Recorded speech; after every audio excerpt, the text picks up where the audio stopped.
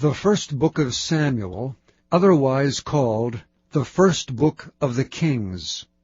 Chapter 1. Now there was a certain man of Ramathaim Zophim, of Mount Ephraim, and his name was Elkanah, the son of Jeroam, the son of Elihu, the son of Tohu, the son of Zuph, and Ephrathite. And he had 2 wives. The name of one was Hannah, and the name of the other was Peninnah. And Peninnah had children, but Hannah had no children. And this man went up out of his city yearly to worship and to sacrifice unto the Lord of hosts in Shiloh. And the 2 sons of Eli, Hophni and Phinehas, the priests of the Lord, were there. And when the time was that Elkanah offered, he gave to Peninnah his wife, and to all her sons and her daughters portions. But unto Hannah he gave a worthy portion, for he loved Hannah, but the Lord had shut up her womb. And her adversary also provoked her sore, for to make her fret, because the Lord had shut up her womb.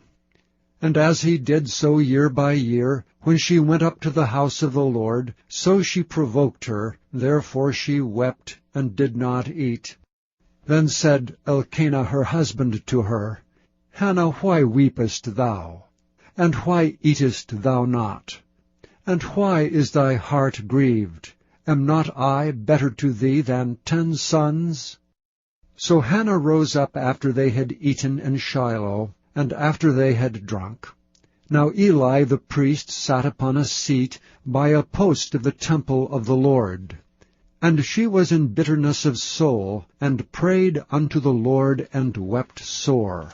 And she vowed a vow, and said, O Lord of hosts, if thou wilt indeed look on the affliction of thine handmaid, and remember me, and not forget thine handmaid, but will give unto thine handmaid a man-child, then I will give him unto the Lord all the days of his life, and there shall no razor come upon his head. And it came to pass, as she continued praying before the Lord, that Eli marked her mouth. Now Hannah she spake in her heart, only her lips moved, but her voice was not heard. Therefore Eli thought she had been drunken.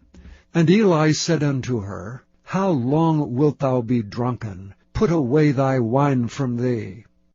And Hannah answered and said, No, my lord, I am a woman of a sorrowful spirit. I have drunk neither wine nor strong drink, but have poured out my soul before the Lord.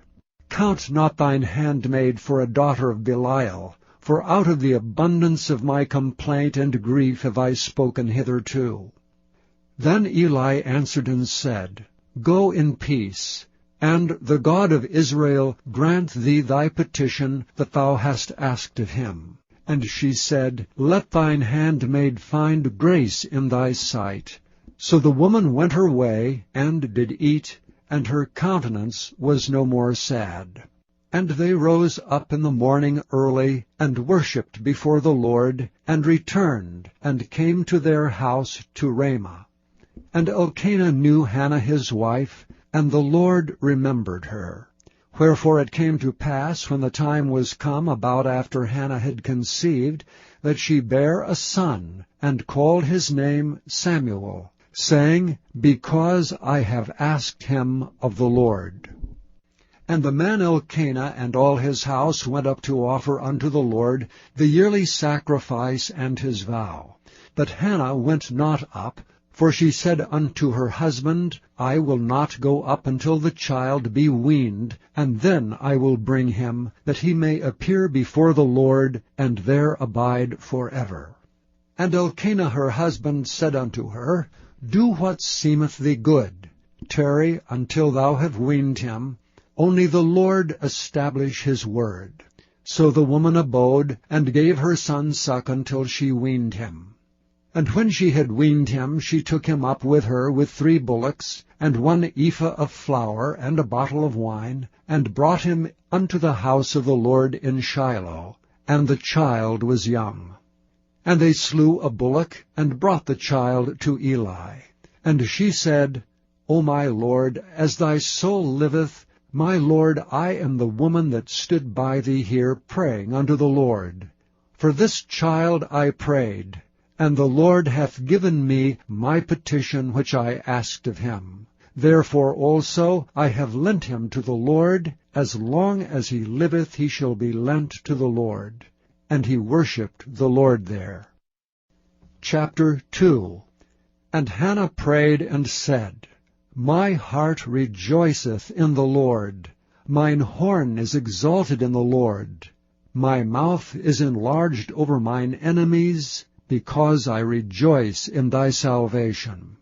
There is none holy as the Lord, for there is none beside thee, neither is there any rock like our God. Talk no more so exceeding proudly. Let not arrogancy come out of your mouth. For the Lord is a God of knowledge, and by him actions are weighed. The bows of the mighty men are broken, and they that stumble are girded with strength. They that were full have hired out themselves for bread, and they that were hungry ceased. So that the barren hath borne 7, and she that hath many children is waxed feeble. The Lord killeth and maketh alive. He bringeth down to the grave, and bringeth up. The Lord maketh poor, and maketh rich. He bringeth low, and lifteth up. He raiseth up the poor out of the dust, and lifteth up the beggar from the dunghill, to set them among princes, and to make them inherit the throne of glory.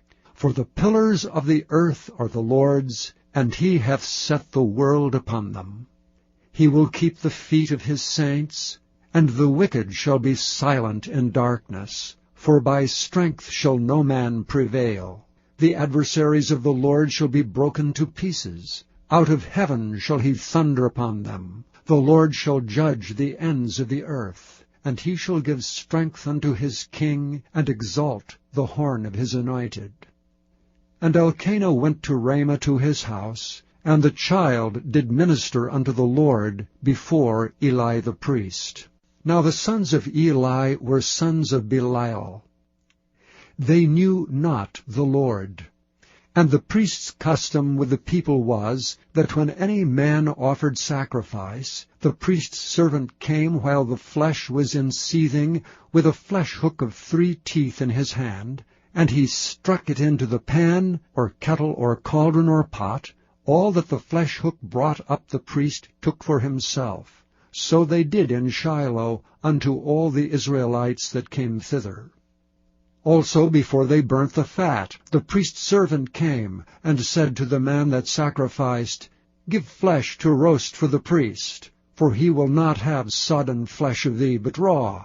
And if any man said unto him, Let them not fail to burn the fat presently, and then take as much as thy soul desireth, then he would answer him, Nay, but thou shalt give it me now, and if not, I will take it by force. Wherefore the sin of the young men was very great before the Lord, for men abhorred the offering of the Lord. But Samuel ministered before the Lord, being a child, girded with a linen ephod. Moreover his mother made him a little coat, and brought it to him from year to year, when she came up with her husband to offer the yearly sacrifice. And Eli blessed Elkanah and his wife, and said, The Lord give thee seed of this woman for the loan, which is lent to the Lord. And they went unto their own home. And the Lord visited Hannah, so that she conceived and bare 3 sons and 2 daughters. And the child Samuel grew before the Lord. Now Eli was very old, and heard all that his sons did unto all Israel, and how they lay with the women that assembled at the door of the tabernacle of the congregation. And he said unto them, Why do ye such things? For I hear of your evil dealings by all this people. Nay, my sons, for it is no good report that I hear. Ye make the Lord's people to transgress. If one man sin against another, the judge shall judge him. But if a man sin against the Lord, who shall entreat for him? Notwithstanding they hearkened not unto the voice of their father, because the Lord would slay them. And the child Samuel grew on, and was in favor both with the Lord and also with men. And there came a man of God unto Eli, and said unto him, Thus saith the Lord, Did I plainly appear unto the house of thy father, when they were in Egypt in Pharaoh's house? And did I choose him out of all the tribes of Israel to be my priest, to offer upon mine altar, to burn incense, to wear an ephod before me? And did I give unto the house of thy father all the offerings made by fire of the children of Israel? Wherefore kick ye at my sacrifice and at mine offering, which I have commanded in my habitation, and honourest thy sons above me, to make yourselves fat with the chiefest of all the offerings of Israel my people? Wherefore the Lord God of Israel saith, I said indeed that thy house and the house of thy father should walk before me forever. But now the Lord saith, Be it far from me, for them that honour me I will honour, and they that despise me shall be lightly esteemed. Behold, the days come, that I will cut off thine arm, and the arm of thy father's house, that there shall not be an old man in thine house.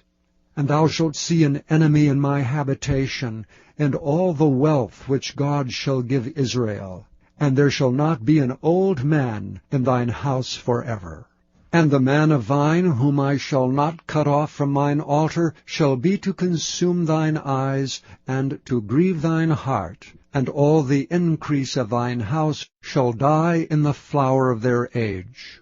And this shall be a sign unto thee, that shall come upon thy 2 sons, on Hophni and Phinehas. In one day they shall die both of them.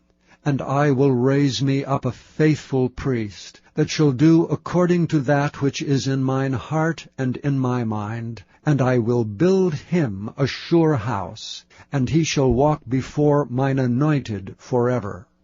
And it shall come to pass, that every one that is left in thine house shall come and crouch to him for a piece of silver and a morsel of bread, and shall say, Put me, I pray thee, into one of the priest's offices, that I may eat a piece of bread.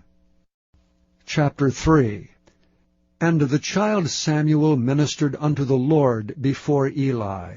And the word of the Lord was precious in those days. There was no open vision.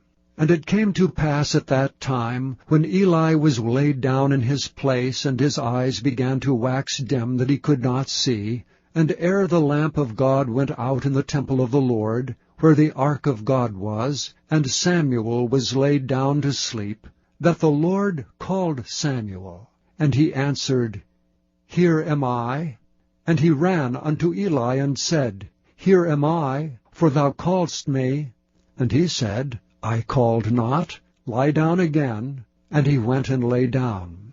And the Lord called yet again, Samuel.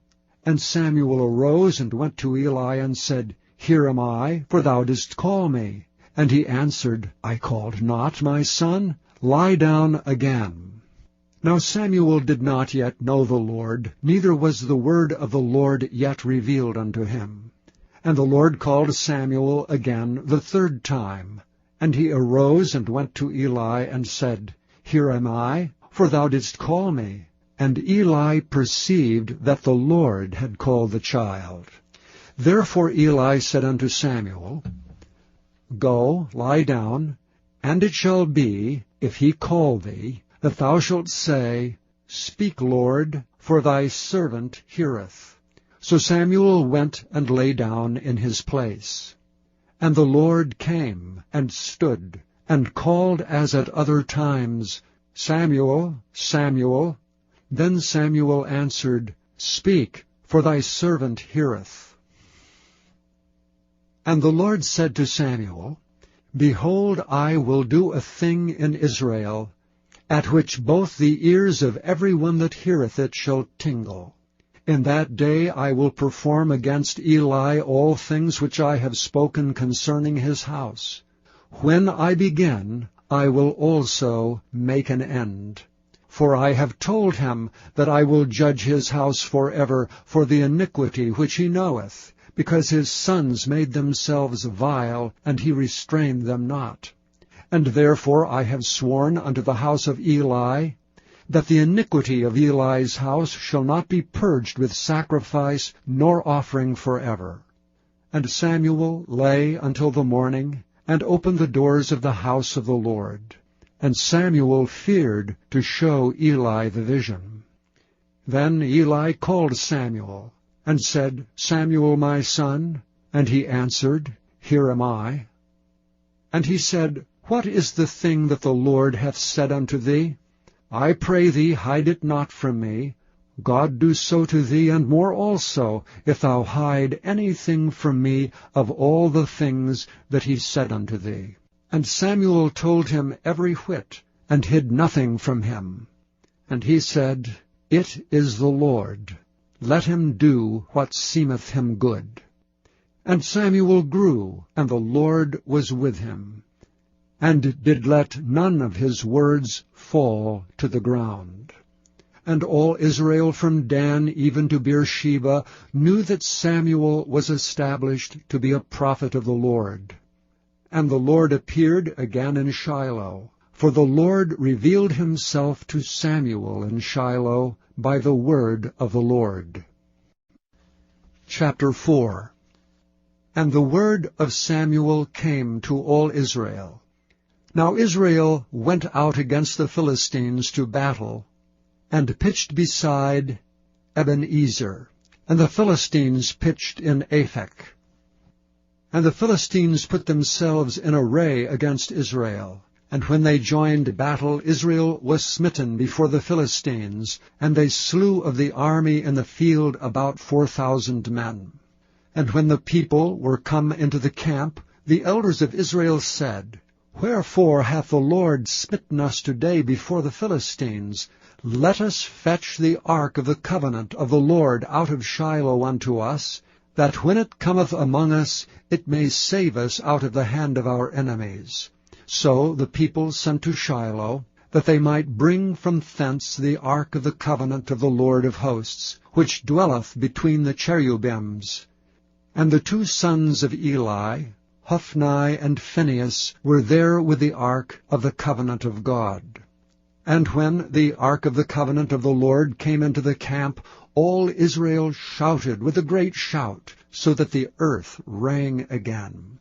And when the Philistines heard the noise of the shout, they said, What meaneth the noise of this great shout in the camp of the Hebrews? And they understood that the ark of the Lord was come into the camp. And the Philistines were afraid, for they said, God is come into the camp. And they said, Woe unto us! For there hath not been such a thing heretofore. Woe unto us! Who shall deliver us out of the hand of these mighty gods? These are the gods that smote the Egyptians with all the plagues in the wilderness.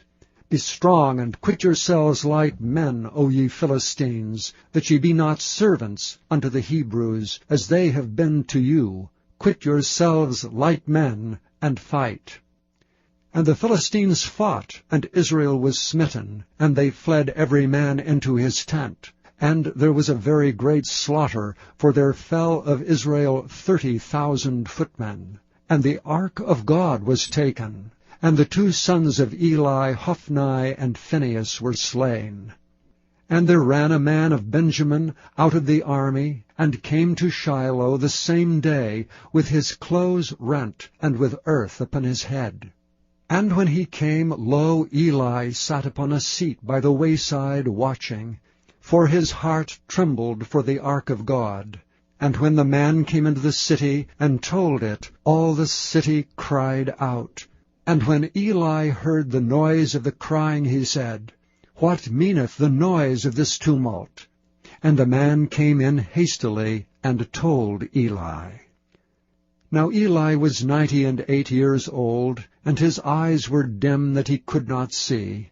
And the man said unto Eli, I am he that came out of the army, and I fled today out of the army.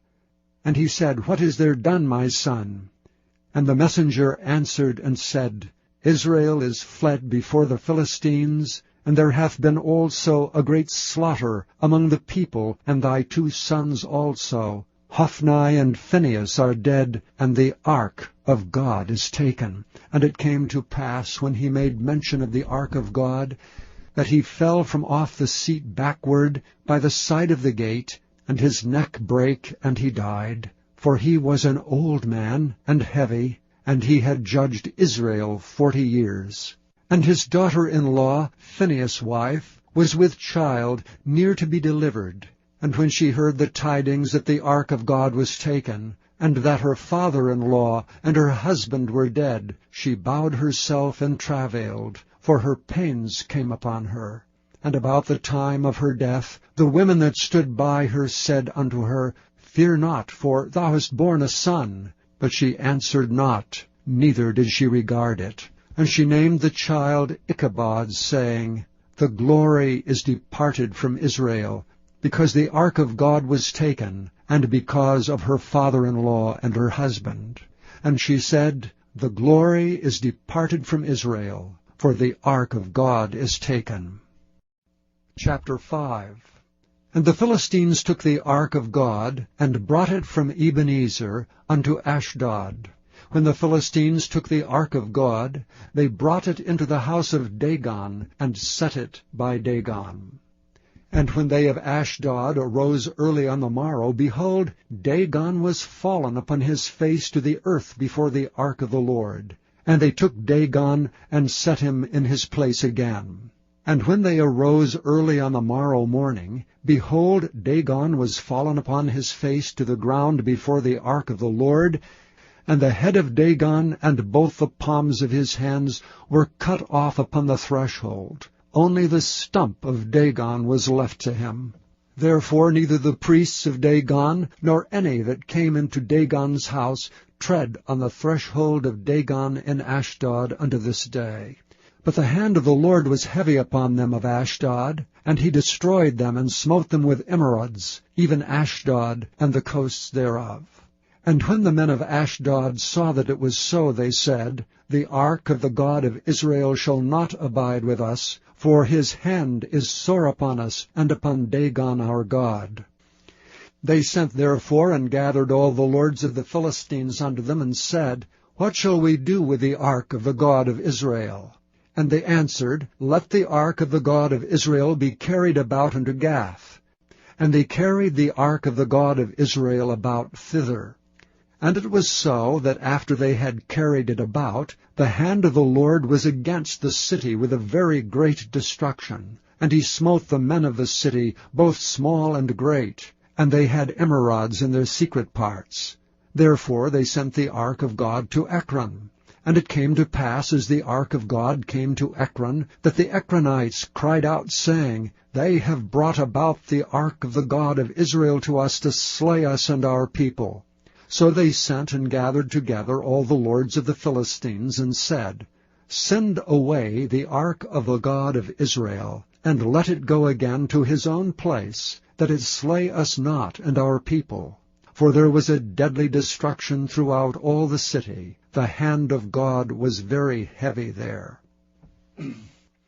And the men that died not were smitten with the emerods, and the cry of the city went up to heaven.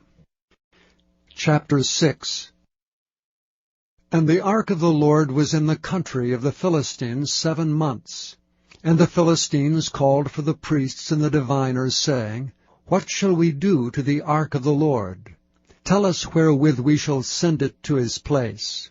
And they said, If ye send away the ark of the God of Israel, send it not empty, but in any wise return him a trespass offering. Then ye shall be healed, and it shall be known to you why his hand is not removed from you.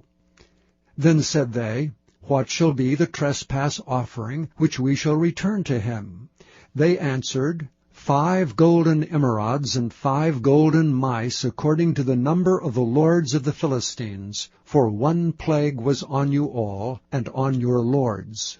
Wherefore ye shall make images of your emerods, and images of your mice that mar the land, and ye shall give glory unto the God of Israel. Peradventure he will lighten his hand from off you, and from off your gods, and from off your land. Wherefore then do ye harden your hearts as the Egyptians and Pharaoh hardened their hearts? When he had wrought wonderfully among them, did they not let the people go, and they departed? Now therefore make a new cart, and take 2 milch kine, on which there hath come no yoke, and tie the kine to the cart, and bring their calves home from them. And take the ark of the Lord, and lay it upon the cart, and put the jewels of gold, which ye return him for a trespass offering, in a coffer by the side thereof, and send it away that it may go. And see if it goeth up by the way of his own coast to Bethshemesh, then he hath done us this great evil. But if not, we shall know that it is not his hand that smote us, it was a chance that happened to us. And the men did so, and took 2 milch kine, and tied them to the cart, and shut up their calves at home. And they laid the ark of the Lord upon the cart, and the coffer with the mice of gold, and the images of their emerods. Kine took the straight way to the way of Bethshemesh, and went along the highway, lowing as they went, and turned not aside to the right hand or to the left. And the lords of the Philistines went after them unto the borders of Bethshemesh. And they of Bethshemesh were reaping their wheat harvest in the valley. And they lifted up their eyes, and saw the ark, and rejoiced to see it. And the cart came into the field of Joshua, a Bethshemite, and stood there, where there was a great stone. And they clave the wood of the cart, and offered the kine a burnt offering unto the Lord. And the Levites took down the ark of the Lord, and the coffer that was with it, wherein the jewels of gold were, and put them on the great stone. And the men of Bethshemesh offered burnt offerings and sacrificed sacrifices the same day unto the Lord. And when the 5 lords of the Philistines had seen it, they returned to Ekron the same day. And these are the golden emerods which the Philistines returned for a trespass offering unto the Lord. For Ashdod 1, for Gaza 1, for Askelon 1, for Gath 1, for Ekron 1. And the golden mice, according to the number of all the cities of the Philistines, belonging to the 5 lords, both of fenced cities and of country villages, even unto the great stone of Abel, whereon they set down the ark of the Lord, which stone remaineth unto this day in the field of Joshua the Bethshemite. And he smote the men of Bethshemesh, because they had looked into the ark of the Lord. Even he smote of the people 50,060 men. And the people lamented, because the Lord had smitten many of the people with a great slaughter. And the men of Bethshemesh said, Who is able to stand before this holy Lord God? And to whom shall he go up from us? And they sent messengers to the inhabitants of Kirjath-jearim, saying, The Philistines have brought again the ark of the Lord. Come ye down, and fetch it up to you. Chapter 7. And the men of Kirjath-jearim came, and fetched up the ark of the Lord, and brought it into the house of Aminadab in the hill, and sanctified Eleazar his son to keep the ark of the Lord. And it came to pass, while the ark abode in Kirjath-jearim, that the time was long, for it was 20 years, and all the house of Israel lamented after the Lord. And Samuel spake unto all the house of Israel, saying, If ye do return unto the Lord with all your hearts, then put away the strange gods, and Ashtaroth from among you, and prepare your hearts unto the Lord, and serve him only, and he will deliver you out of the hand of the Philistines. Then the children of Israel did put away Baalim and Ashtaroth, and served the Lord only. And Samuel said, Gather all Israel to Mizpah, and I will pray for you unto the Lord. And they gathered together to Mizpah, and drew water, and poured it out before the Lord, and fasted on that day, and said there, We have sinned against the Lord. And Samuel judged the children of Israel in Mizpah. And when the Philistines heard that the children of Israel were gathered together to Mizpah, the lords of the Philistines went up against Israel. And when the children of Israel heard it, they were afraid of the Philistines. And the children of Israel said to Samuel, Cease not to cry unto the Lord our God for us, that he will save us out of the hand of the Philistines. And Samuel took a sucking lamb, and offered it for a burnt offering, holy unto the Lord. And Samuel cried unto the Lord for Israel, and the Lord heard him. And as Samuel was offering up the burnt offering, the Philistines drew near to battle against Israel. But the Lord thundered with a great thunder on that day upon the Philistines, and discomfited them, and they were smitten before Israel. And the men of Israel went out of Mizpah, and pursued the Philistines, and smote them, until they came under Bethkar.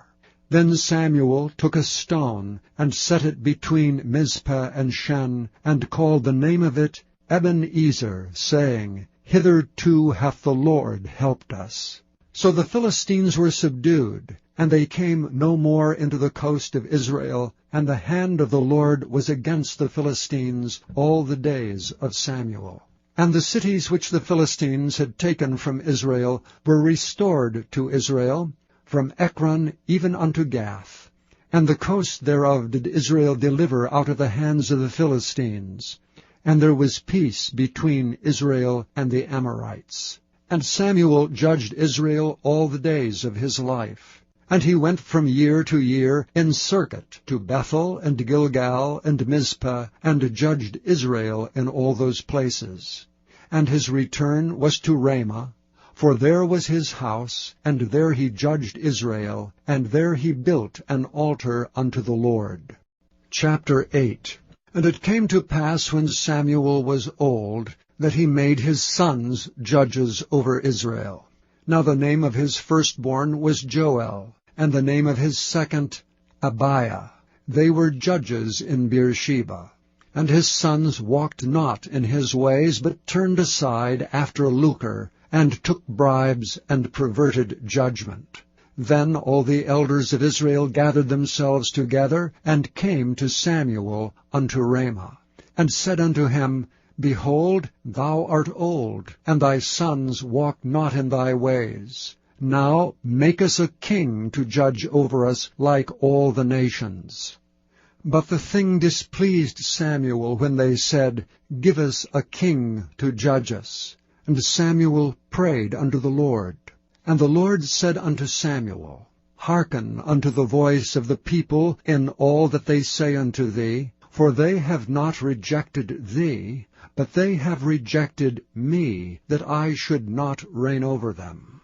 According to all the works which they have done since the day that I brought them up out of Egypt, even unto this day, wherewith they have forsaken me, and served other gods, so do they also unto thee.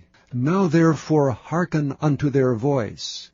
Howbeit, yet protest solemnly unto them, and show them the manner of the king that shall reign over them. And Samuel told all the words of the Lord unto the people that asked of him a king.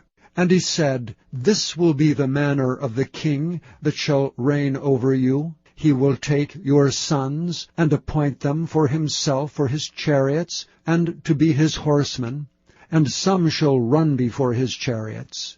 And he will appoint him captains over thousands, and captains over 50s, and will set them to ear his ground, and to reap his harvest, and to make his instruments of war, and instruments of his chariots. And he will take your daughters to be confectionaries, and to be cooks, and to be bakers. And he will take your fields, and your vineyards, and your oliveyards, even the best of them, and give them to his servants. And he will take the 10th of your seed and of your vineyards, and give to his officers and to his servants. And he will take your men-servants and your maid-servants, and your goodliest young men and your asses, and put them to his work. He will take the 10th of your sheep, and ye shall be his servants. And ye shall cry out in that day because of your king, which ye shall have chosen you. And the Lord will not hear you in that day. Nevertheless the people refused to obey the voice of Samuel. And they said, Nay, but we will have a king over us, that we also may be like all the nations, and that our king may judge us, and go out before us, and fight our battles. And Samuel heard all the words of the people, and he rehearsed them in the ears of the Lord. And the Lord said to Samuel, Hearken unto their voice, and make them a king. And Samuel said unto the men of Israel, Go ye every man unto his city. Chapter 9. Now there was a man of Benjamin, whose name was Kish, the son of Abiel, the son of Zeror, the son of Bechorath, the son of Aphiah, a Benjamite, a mighty man of power. And he had a son whose name was Saul, a choice young man and a goodly. And there was not among the children of Israel a goodlier person than he. From his shoulders and upward he was higher than any of the people. And the asses of Kish Saul's father were lost. And Kish said to Saul his son, Take now one of the servants with thee, and arise to seek the asses. And he passed through Mount Ephraim, and passed through the land of Shalishah, but they found them not. Then they passed through the land of Shalem, and there they were not. And he passed through the land of the Benjamites, but they found them not. And when they were come to the land of Zuph, Saul said to his servant that was with him, Come and let us return, lest my father leave caring for the asses, and take thought for us. And he said unto him, Behold now, there is in this city a man of God, and he is an honorable man, and all that he saith cometh surely to pass. Now let us go thither, peradventure he can show us our way that we should go. Then said Saul to his servant, But behold, if we go, what shall we bring the man? For the bread is spent in our vessels, and there is not a present to bring to the man of God. What have we? And the servant answered Saul again and said, Behold, I have here at hand the 4th part of a shekel of silver. That will I give to the man of God to tell us our way. Before time in Israel, when a man went to inquire of God, thus he spake, Come and let us go to the seer, for he that is now called a prophet was before time called a seer. Then said Saul to his servant, Well said, come, let us go. So they went unto the city where the man of God was. And as they went up the hill to the city, they found young maidens going out to draw water, and said unto them, Is the seer here? And they answered them, and said, He is, behold, he is before you. Make haste now, for he came today to the city. For there is a sacrifice of the people today in the high place. As soon as ye be come into the city, ye shall straightway find him, before he go up to the high place to eat. For the people will not eat until he come, because he doth bless the sacrifice. And afterwards they eat that be bidden. Now therefore get you up, for about this time ye shall find him. And they went up into the city, and when they were come into the city, behold, Samuel came out against them, for to go up to the high place. Now the Lord had told Samuel in his ear a day before Saul came, saying, Tomorrow about this time I will send thee a man out of the land of Benjamin, and thou shalt anoint him to be captain over my people Israel, that he may save my people out of the hand of the Philistines. For I have looked upon my people, because their cry is come unto me. And when Samuel saw Saul, the Lord said unto him, Behold the man whom I spake to thee of. This same shall reign over my people. Then Saul drew near to Samuel in the gate, and said, Tell me, I pray thee, where the seer's house is.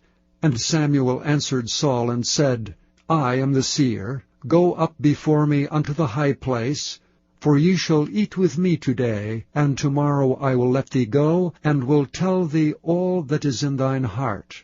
And as for thine asses that were lost 3 days ago, set not thy mind on them, for they are found.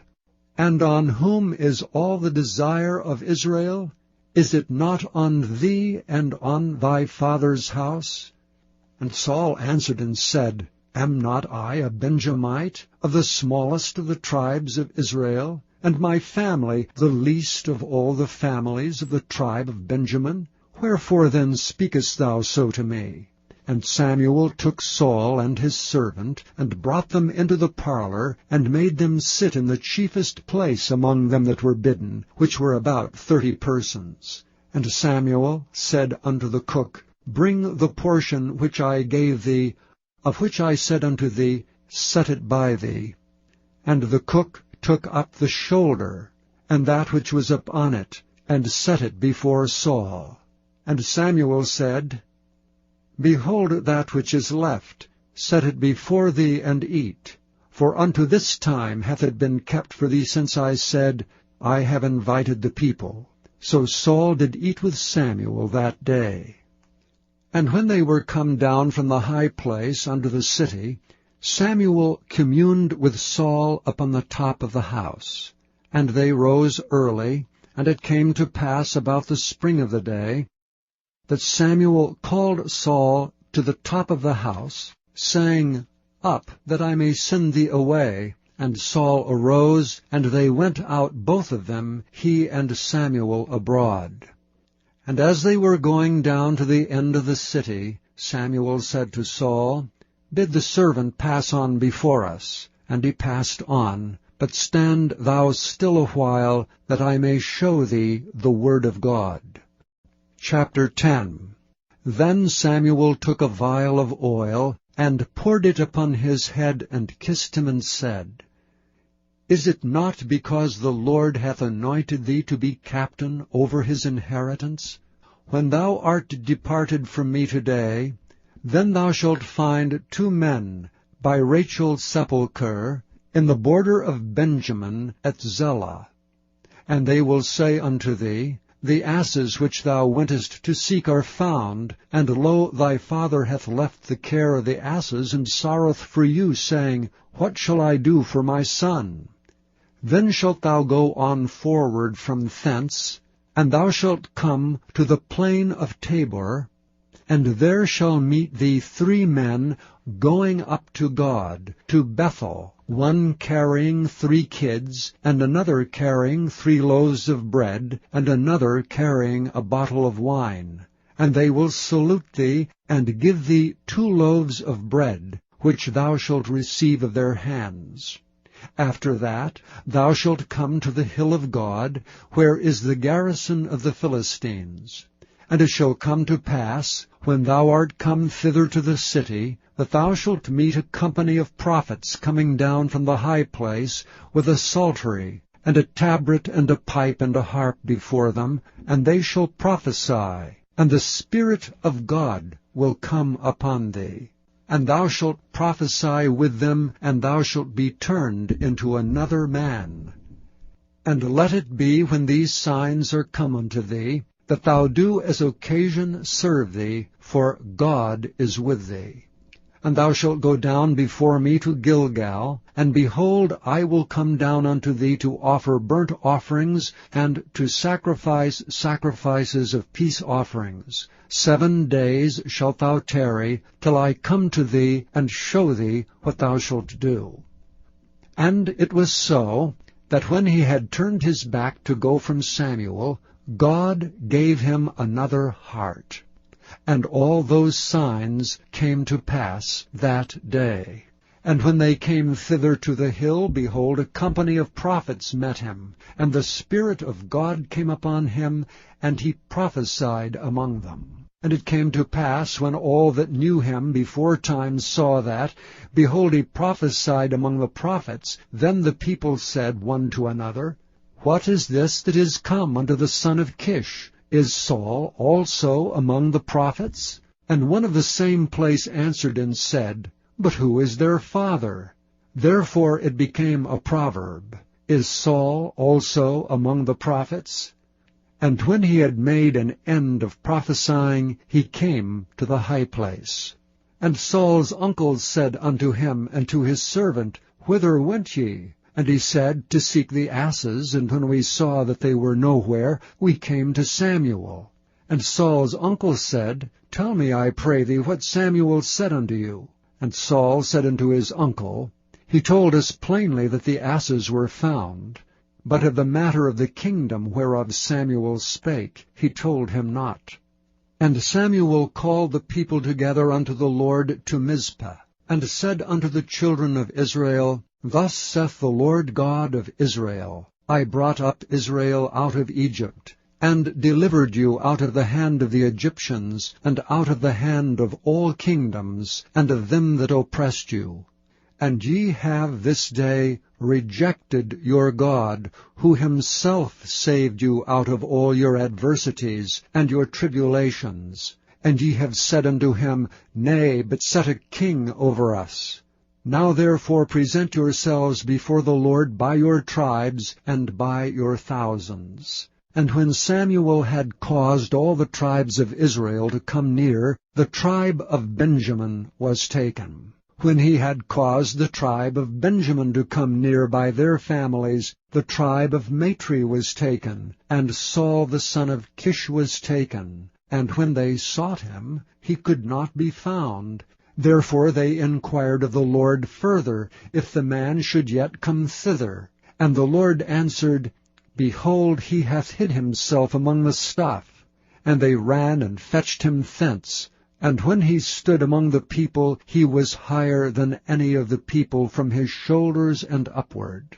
And Samuel said to all the people, See ye him whom the Lord hath chosen, that there is none like him among all the people? And all the people shouted and said, God save the king. Then Samuel told the people the manner of the kingdom, and wrote it in a book, and laid it up before the Lord. And Samuel sent all the people away, every man to his house. And Saul also went home to Gibeah, and there went with him a band of men whose hearts God had touched. But the children of Belial said, How shall this man save us? And they despised him, and brought him no presents, but he held his peace. Chapter 11. Then Nahash the Ammonite came up and encamped against Jabesh-Gilead. And all the men of Jabesh said unto Nahash, Make a covenant with us, and we will serve thee. And Nahash the Ammonite answered them, On this condition will I make a covenant with you, that I may thrust out all your right eyes, and lay it for a reproach upon all Israel. And the elders of Jabesh said unto him, Give us 7 days' respite, that we may send messengers unto all the coasts of Israel, and then, if there be none man to save us, we will come out to thee. Then came the messengers to Gibeah of Saul, and told the tidings in the ears of the people, and all the people lifted up their voices and wept. And behold, Saul came after the herd out of the field, and Saul said, What aileth the people that they weep? And they told him the tidings of the men of Jabesh. And the Spirit of God came upon Saul when he heard those tidings, and his anger was kindled greatly. And he took a yoke of oxen, and hewed them in pieces, and sent them throughout all the coasts of Israel by the hands of messengers, saying, Whosoever cometh not forth after Saul and after Samuel, so shall it be done unto his oxen. And the fear of the Lord fell on the people, and they came out with one consent. And when he numbered them in Bezek, the children of Israel were 300,000, and the men of Judah 30,000. And they said unto the messengers that came, Thus shall ye say unto the men of Jabesh-Gilead, Tomorrow by that time the sun be hot, ye shall have help. And the messengers came and showed it to the men of Jabesh, and they were glad. Therefore the men of Jabesh said, Tomorrow we will come out unto you, and ye shall do with us all that seemeth good unto you. And it was so on the morrow, that Saul put the people in 3 companies, and they came into the midst of the host in the morning watch, and slew the Ammonites until the heat of the day. And it came to pass that they which remained were scattered, so that 2 of them were not left together. And the people said unto Samuel, Who is he that said, Shall Saul reign over us? Bring the men, that we may put them to death. And Saul said, There shall not a man be put to death this day, for today the Lord hath wrought salvation in Israel. Then said Samuel to the people, Come, and let us go to Gilgal, and renew the kingdom there. And all the people went to Gilgal. And there they made Saul king before the Lord in Gilgal, and there they sacrificed sacrifices of peace offerings before the Lord. And there Saul and all the men of Israel rejoiced greatly. Chapter 12. And Samuel said unto all Israel, Behold, I have hearkened unto your voice in all that ye said unto me, and have made a king over you. And now, behold, the king walketh before you, and I am old and grey-headed, and behold, my sons are with you, and I have walked before you from my childhood unto this day. Behold, here I am, witness against me before the Lord and before his anointed. Whose ox have I taken? Or whose ass have I taken? Or whom have I defrauded? Whom have I oppressed? Or of whose hand have I received any bribe to blind mine eyes therewith? And I will restore it you. And they said, Thou hast not defrauded us, nor oppressed us, neither hast thou taken aught of any man's hand.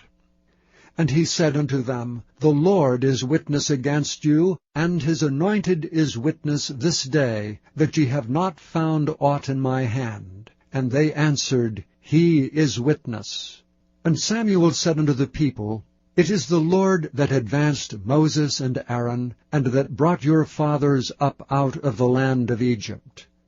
Now therefore stand still, that I may reason with you before the Lord of all the righteous acts of the Lord which he did to you and to your fathers. When Jacob was come into Egypt, and your fathers cried unto the Lord, then the Lord sent Moses and Aaron, which brought forth your fathers out of Egypt, and made them dwell in this place. And when they forgat the Lord their God, he sold them into the hand of Sisera, captain of the host of Hazor, and into the hand of the Philistines, and into the hand of the king of Moab, and they fought against them. And they cried unto the Lord, and said, We have sinned because we have forsaken the Lord, and have served Baalim and Ashtaroth.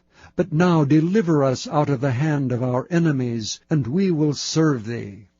And the Lord sent Jerubbaal, and Bedan, and Jephthah, and Samuel, and delivered you out of the hand of your enemies, on every side, and ye dwelled safe. And when ye saw that Nahash, the king of the children of Ammon, came against you, ye said unto me, Nay, but a king shall reign over us, when the Lord your God was your king.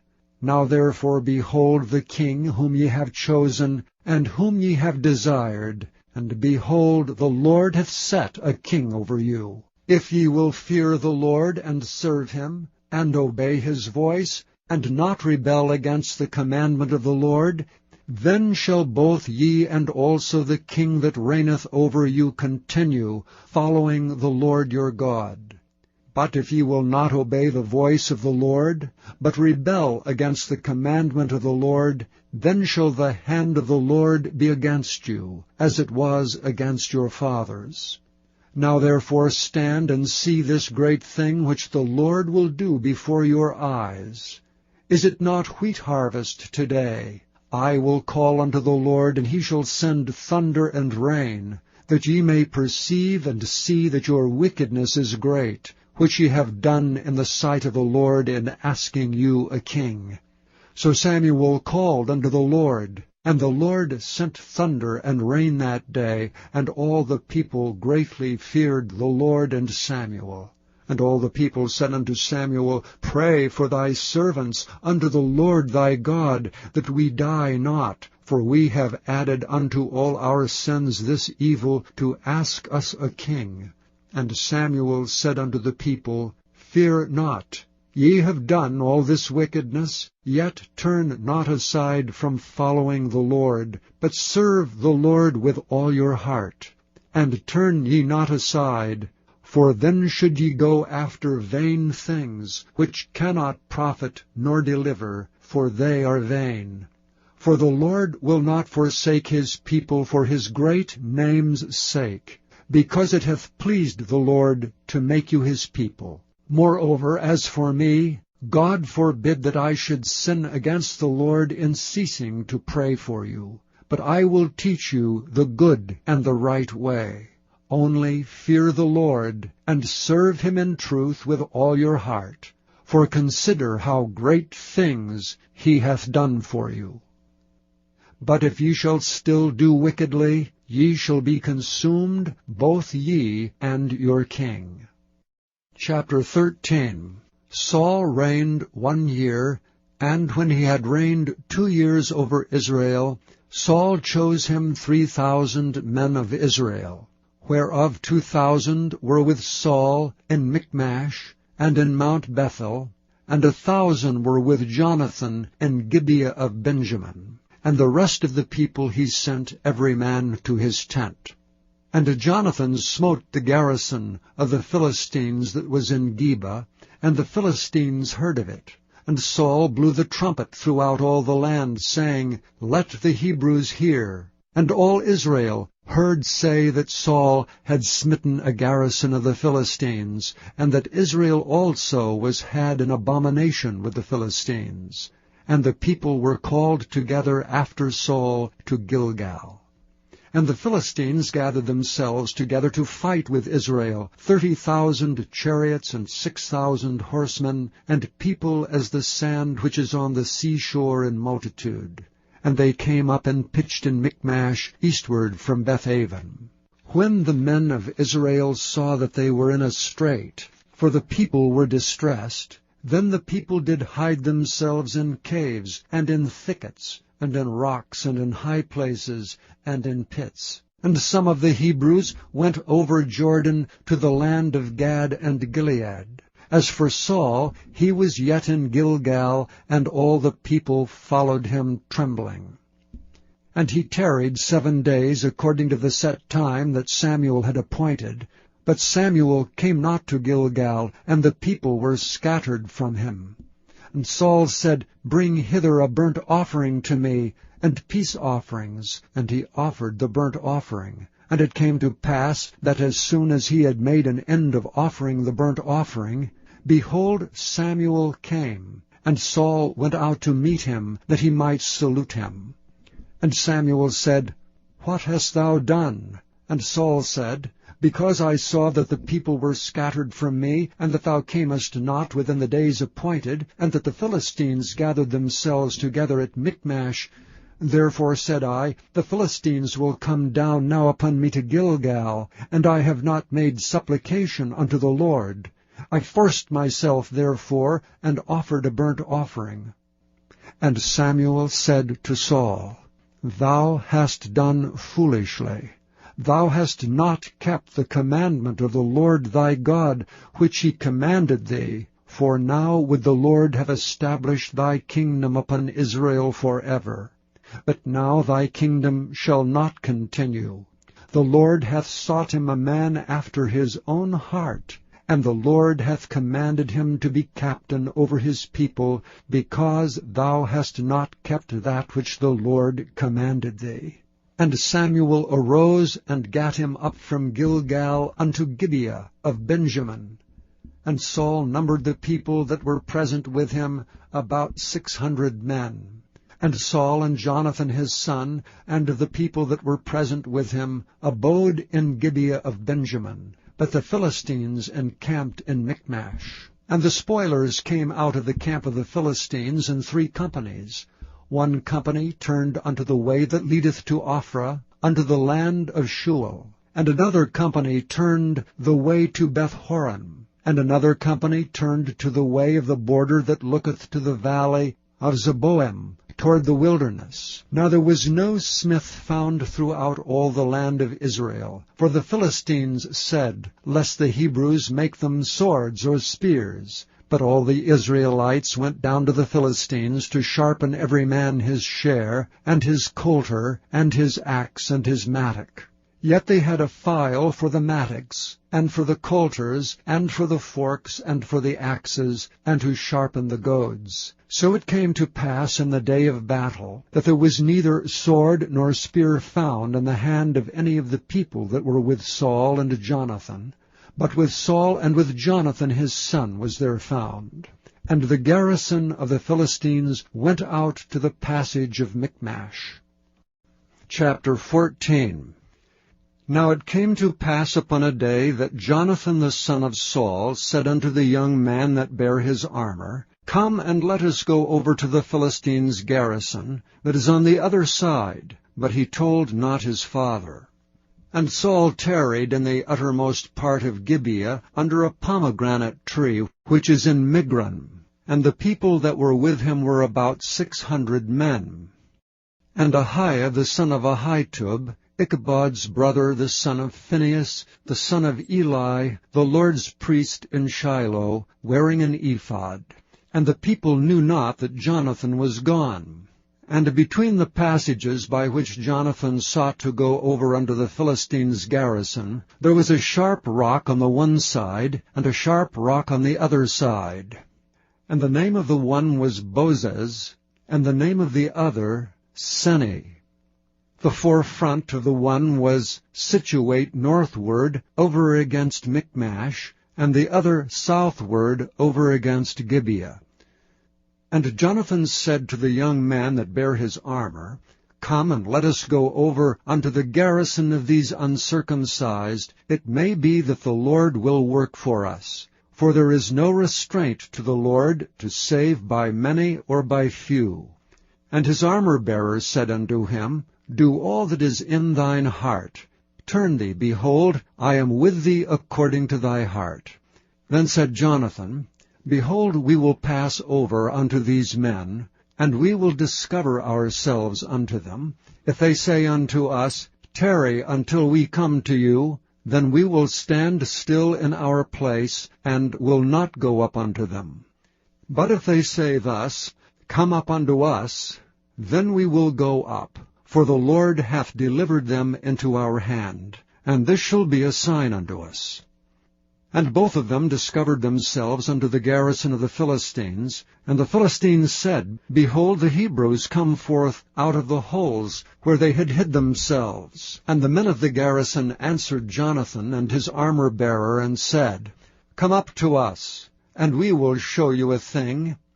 And Jonathan said unto his armor-bearer, Come up after me, for the Lord hath delivered them into the hand of Israel. And Jonathan climbed up upon his hands and upon his feet, and his armor-bearer after him. And they fell before Jonathan, and his armor-bearers slew after him. And that first slaughter which Jonathan and his armor-bearer made was about 20 men, within as it were an half acre of land, which a yoke of oxen might plow. And there was trembling in the host, in the field, and among all the people. The garrison and the spoilers, they also trembled, and the earth quaked, so it was a very great trembling. And the watchmen of Saul and Gibeah of Benjamin looked, and behold, the multitude melted away, and they went on beating down one another. Then said Saul unto the people that were with him, Number now, and see who is gone from us. And when they had numbered, behold, Jonathan and his armor-bearer were not there. And Saul said unto Ahiah, Bring hither the ark of God, for the ark of God was at that time with the children of Israel. And it came to pass, while Saul talked unto the priest, that the noise that was in the host of the Philistines went on and increased. And Saul said unto the priest, Withdraw thine hand. And Saul and all the people that were with him assembled themselves, and they came to the battle. And behold, every man's sword was against his fellow, and there was a very great discomfiture. Moreover, the Hebrews that were with the Philistines before that time, which went up with them into the camp from the country round about, even they also turned to be with the Israelites that were with Saul and Jonathan. Likewise all the men of Israel which had hid themselves in Mount Ephraim, when they heard that the Philistines fled, even they also followed hard after them in the battle. So the Lord saved Israel that day. And the battle passed over unto Bethaven. And the men of Israel were distressed that day, for Saul had adjured the people, saying, Cursed be the man that eateth any food until evening, that I may be avenged on mine enemies. So none of the people tasted any food. And all they of the land came to a wood, and there was honey upon the ground. And when the people were come into the wood, behold, the honey dropped, but no man put his hand to his mouth, for the people feared the oath. But Jonathan heard not when his father charged the people with an oath, wherefore he put forth the end of the rod that was in his hand, and dipped it in an honeycomb, and put his hand to his mouth, and his eyes were enlightened. Then answered one of the people, and said, Thy father straitly charged the people with an oath, saying, Cursed be the man that eateth any food this day. And the people were faint. Then said Jonathan, My father hath troubled the land. See, I pray you, how mine eyes have been enlightened, because I tasted a little of this honey. How much more if haply the people had eaten freely today of the spoil of their enemies which they found? For had there not been now a much greater slaughter among the Philistines? And they smote the Philistines that day from Michmash to Aijalon, and the people were very faint. And the people flew upon the spoil, and took sheep and oxen and calves, and slew them on the ground, and the people did eat them with the blood. Then they told Saul, saying, Behold, the people sin against the Lord, in that they eat with the blood. And he said, Ye have transgressed, roll a great stone unto me this day. And Saul said, Disperse yourselves among the people, and say unto them, Bring me hither every man his ox and every man his sheep, and slay them here and eat, and sin not against the Lord in eating with the blood. And all the people brought every man his ox with him that night, and slew them there. And Saul built an altar unto the Lord. The same was the first altar that he built unto the Lord. And Saul said, Let us go down after the Philistines by night, and spoil them until the morning light, and let us not leave a man of them. And they said, Do whatsoever seemeth good unto thee. Then said the priest, Let us draw near hither unto God. And Saul asked counsel of God, Shall I go down after the Philistines? Wilt thou deliver them into the hand of Israel? But he answered him not that day. And Saul said, Draw ye near hither all the chief of the people, and know and see wherein this sin hath been this day. For as the Lord liveth, which saveth Israel, though it be in Jonathan my son, he shall surely die. But there was not a man among the people that answered him. Then said he unto all Israel, Be ye on one side, and I and Jonathan my son will be on the other side. And the people said unto Saul, Do what seemeth good unto thee.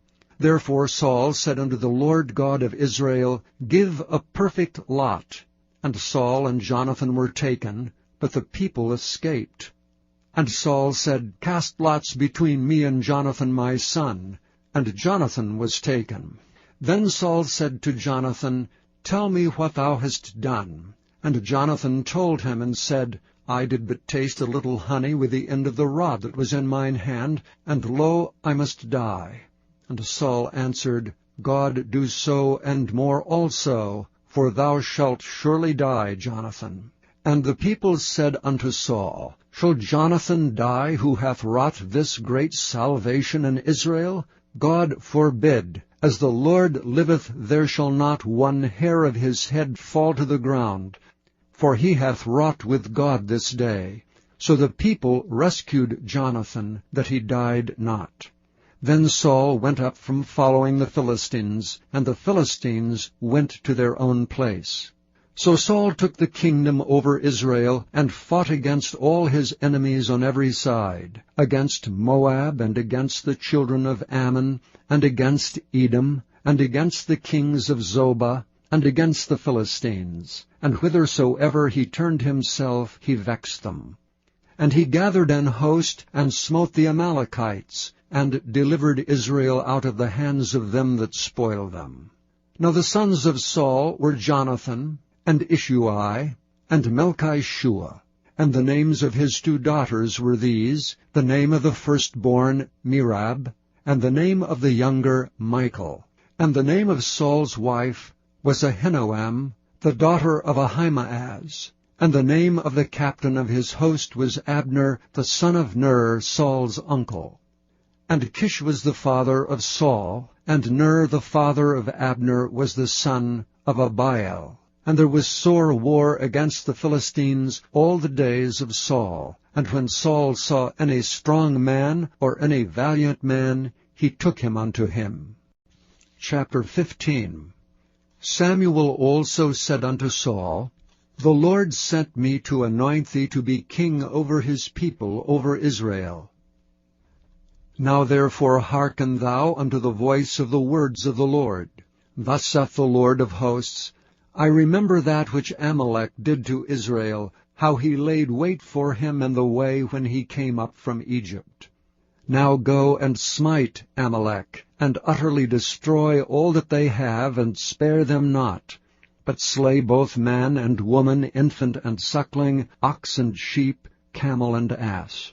And Saul gathered the people together, and numbered them in Telaim, 200,000 footmen, and 10,000 men of Judah. And Saul came to a city of Amalek, and laid wait in the valley. And Saul said unto the Kenites, Go, depart, get you down from among the Amalekites, lest I destroy you with them. For ye showed kindness to all the children of Israel when they came up out of Egypt. So the Kenites departed from among the Amalekites. And Saul smote the Amalekites from Havilah until thou comest to Shur, that is over against Egypt. And he took Agag, the king of the Amalekites, alive, and utterly destroyed all the people with the edge of the sword.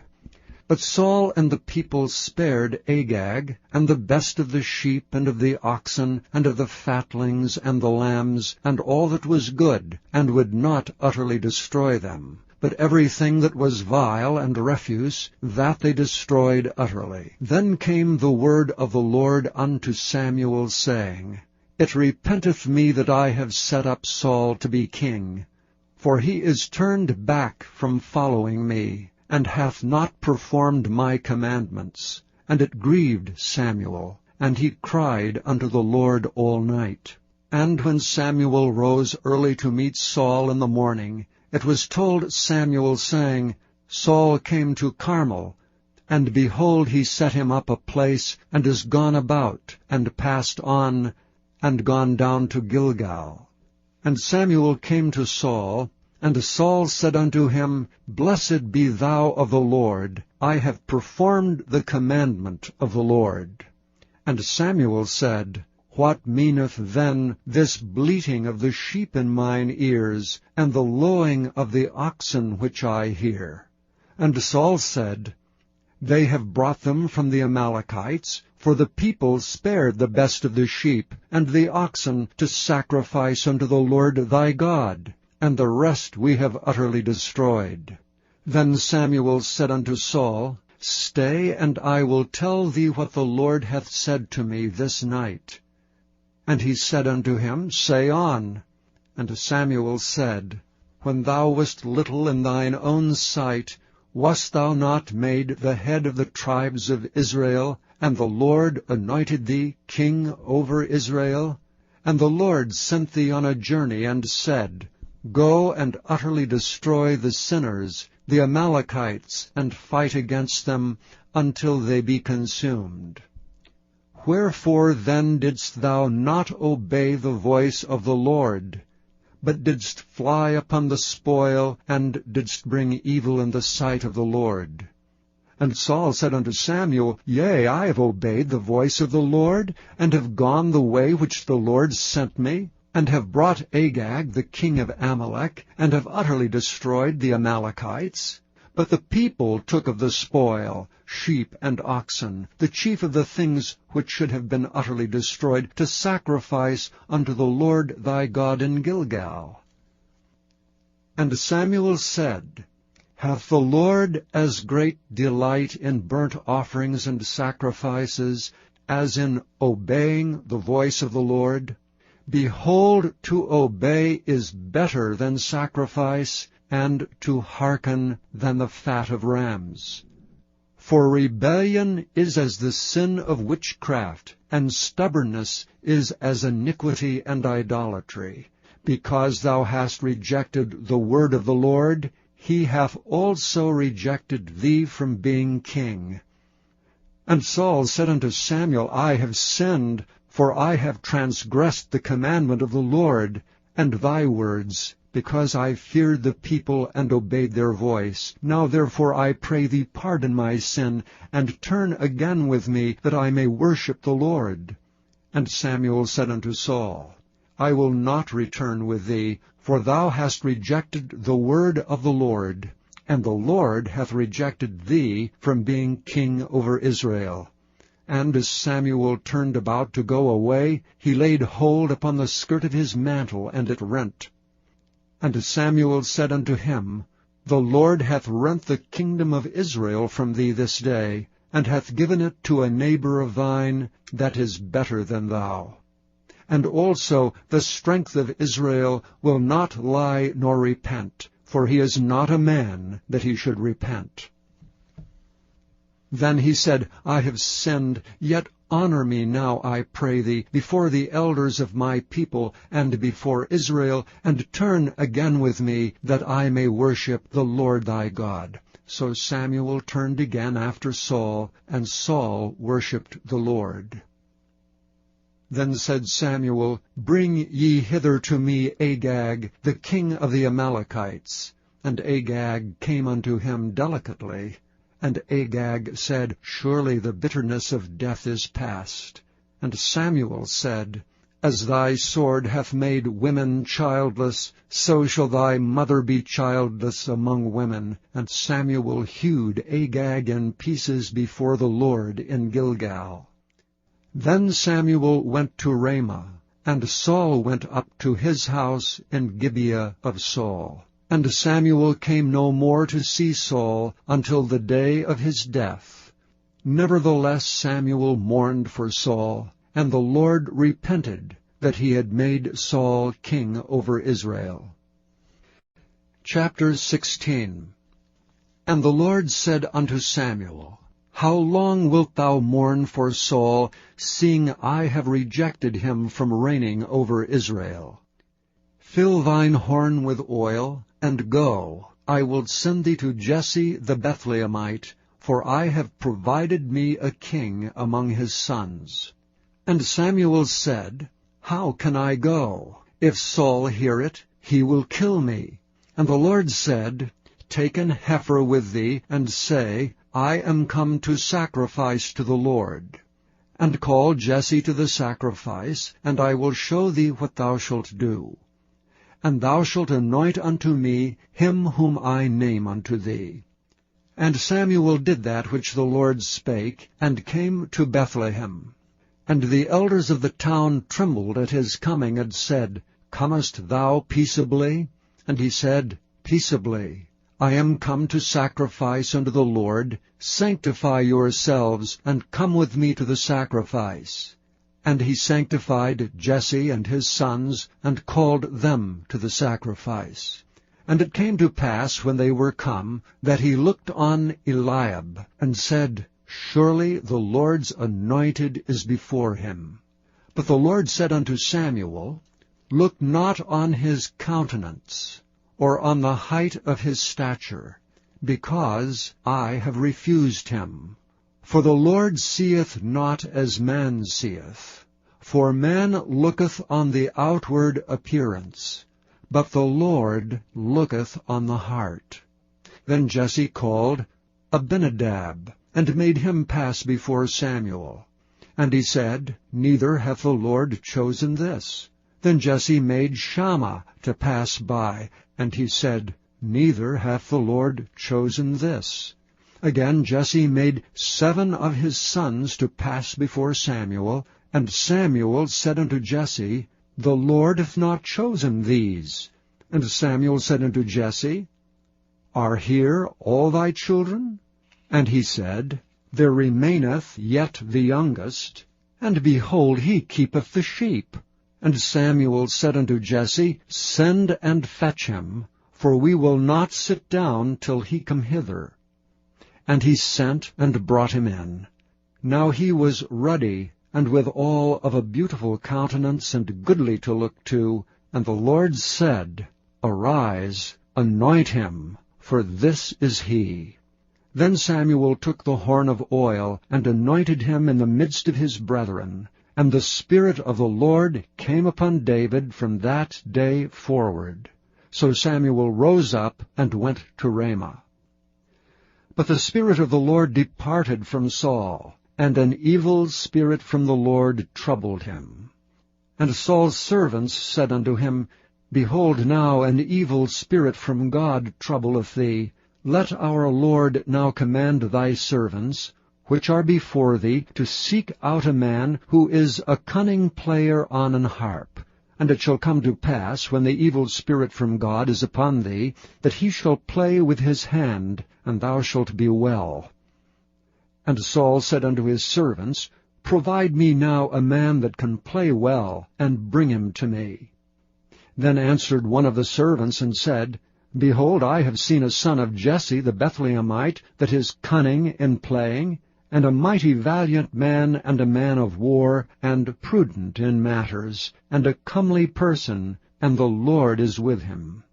Wherefore Saul sent messengers unto Jesse, and said, Send me David thy son, which is with the sheep. And Jesse took an ass laden with bread, and a bottle of wine, and a kid, and sent them by David his son unto Saul. And David came to Saul, and stood before him. And he loved him greatly, and he became his armor-bearer. And Saul sent to Jesse, saying, Let David, I pray thee, stand before me, for he hath found favor in my sight. And it came to pass, when the evil spirit from God was upon Saul, that David took an harp and played with his hand. So Saul was refreshed, and was well, and the evil spirit departed from him. Chapter 17.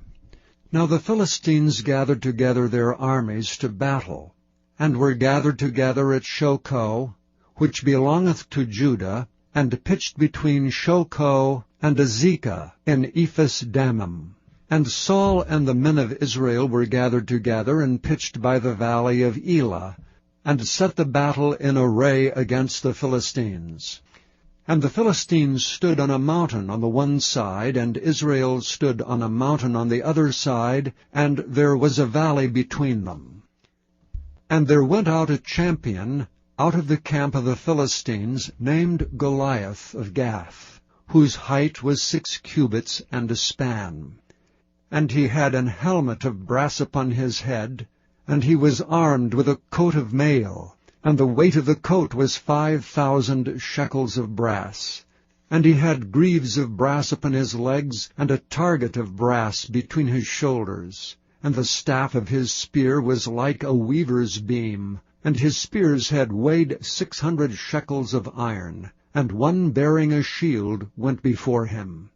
And he stood and cried unto the armies of Israel, and said unto them, Why are ye come out to set your battle in array?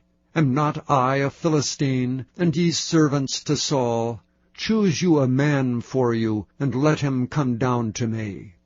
If he be able to fight with me, and to kill me, then will we be your servants. But if I prevail against him, and kill him, then shall ye be our servants, and serve us. And the Philistines said, I defy the armies of Israel this day. Give me a man, that we may fight together. When Saul and all Israel heard those words of the Philistine, they were dismayed and greatly afraid. Now David was the son of that Ephrathite of Bethlehem, Judah, whose name was Jesse. And he had 8 sons, and the man went among men for an old man in the days of Saul. And the 3 eldest sons of Jesse went and followed Saul to the battle. And the names of his 3 sons that went to the battle were Eliab the firstborn, and next unto him Abinadab, and the 3rd Shammah. And David was the youngest, and the 3 eldest followed Saul. But David went and returned from Saul to feed his father's sheep at Bethlehem. And the Philistine drew near morning and evening, and presented himself 40 days. And Jesse said unto David his son, Take now for thy brethren an ephah of this parched corn, and these 10 loaves, and run to the camp to thy brethren. And carry these 10 cheeses unto the captain of their 1,000, and look how thy brethren fare, and take their pledge. Now Saul and they, and all the men of Israel, were in the valley of Elah fighting with the Philistines. And David rose up early in the morning, and left the sheep with a keeper, and took and went as Jesse had commanded him. And he came to the trench as the host was going forth to the fight, and shouted for the battle. For Israel and the Philistines had put the battle in array, army against army. And David left his carriage in the hand of the keeper of the carriage, and ran into the army, and came, and saluted his brethren. And as he talked with them, behold, there came up the champion, the Philistine of Gath, Goliath by name, out of the armies of the Philistines, and spake according to the same words. And David heard them. And all the men of Israel, when they saw the man, fled from him, and were sore afraid.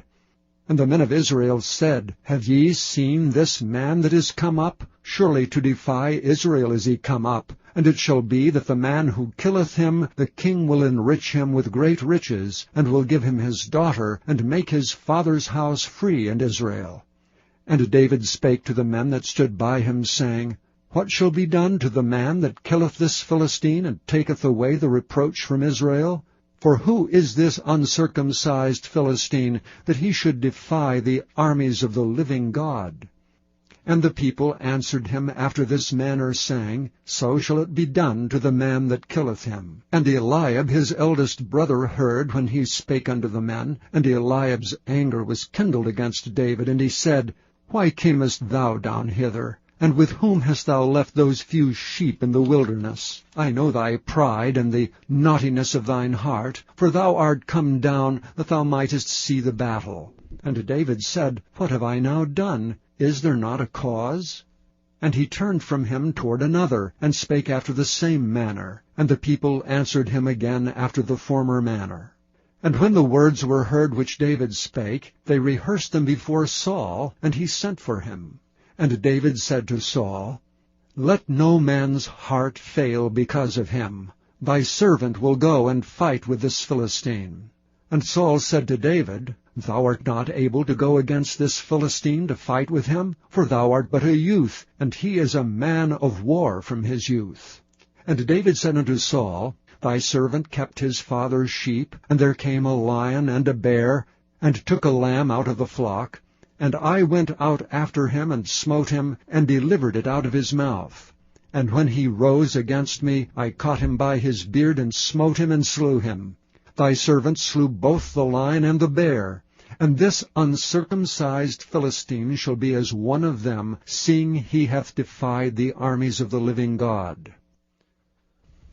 David said moreover, The Lord that delivered me out of the paw of the lion, and out of the paw of the bear, he will deliver me out of the hand of this Philistine. And Saul said unto David, Go, and the Lord be with thee. And Saul armed David with his armor, and he put an helmet of brass upon his head. Also he armed him with a coat of mail. And David girded his sword upon his armor, and he essayed to go, for he had not proved it. And David said unto Saul, I cannot go with these, for I have not proved them. And David put them off him. And he took his staff in his hand, and he chose him 5 smooth stones out of the brook, and put them in a shepherd's bag which he had, even in a scrip. And his sling was in his hand, and he drew near to the Philistine. And the Philistine came on, and drew near unto David, and the man that bare the shield went before him. And when the Philistine looked about and saw David, he disdained him, for he was but a youth, and ruddy, and of a fair countenance. And the Philistine said unto David, Am I a dog, that thou comest to me with staves? And the Philistine cursed David by his gods. And the Philistine said to David, Come to me, and I will give thy flesh unto the fowls of the air, and to the beasts of the field. Then said David to the Philistine, Thou comest to me with a sword, and with a spear, and with a shield. But I come to thee with the name of the Lord of hosts, the God of the armies of Israel, whom thou hast defied. This day will the Lord deliver thee into mine hand, and I will smite thee, and take thine head from thee, and I will give the carcasses of the host of the Philistines this day unto the fowls of the air, and to the wild beasts of the earth, that all the earth may know that there is a God in Israel.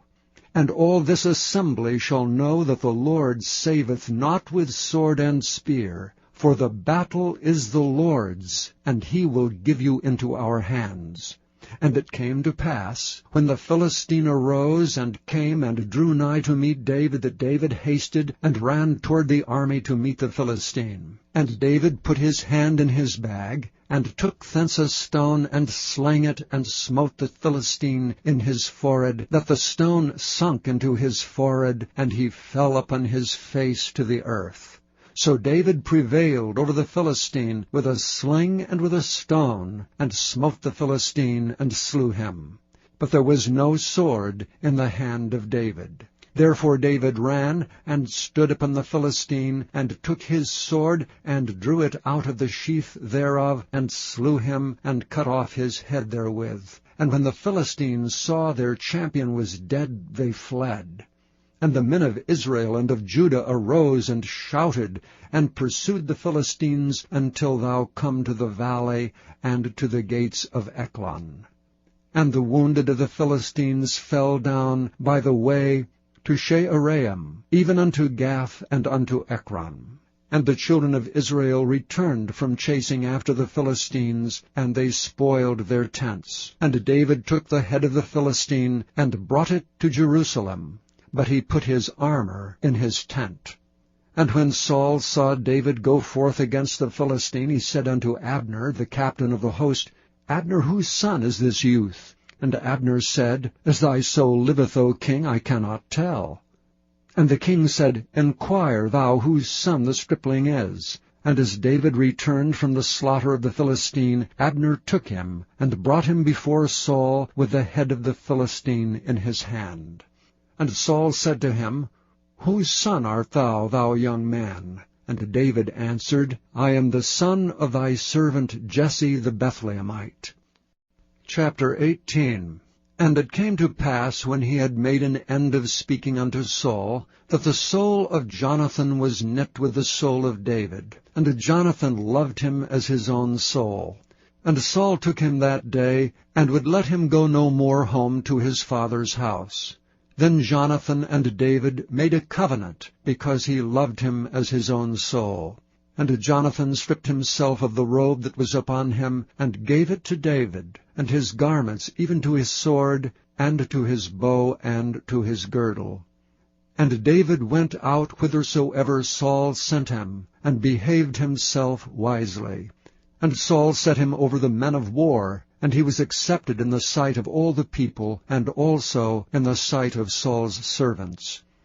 And it came to pass, as they came, when David was returned from the slaughter of the Philistines, that the women came out of all cities of Israel, singing and dancing, to meet King Saul with tabrets, with joy and with instruments of music.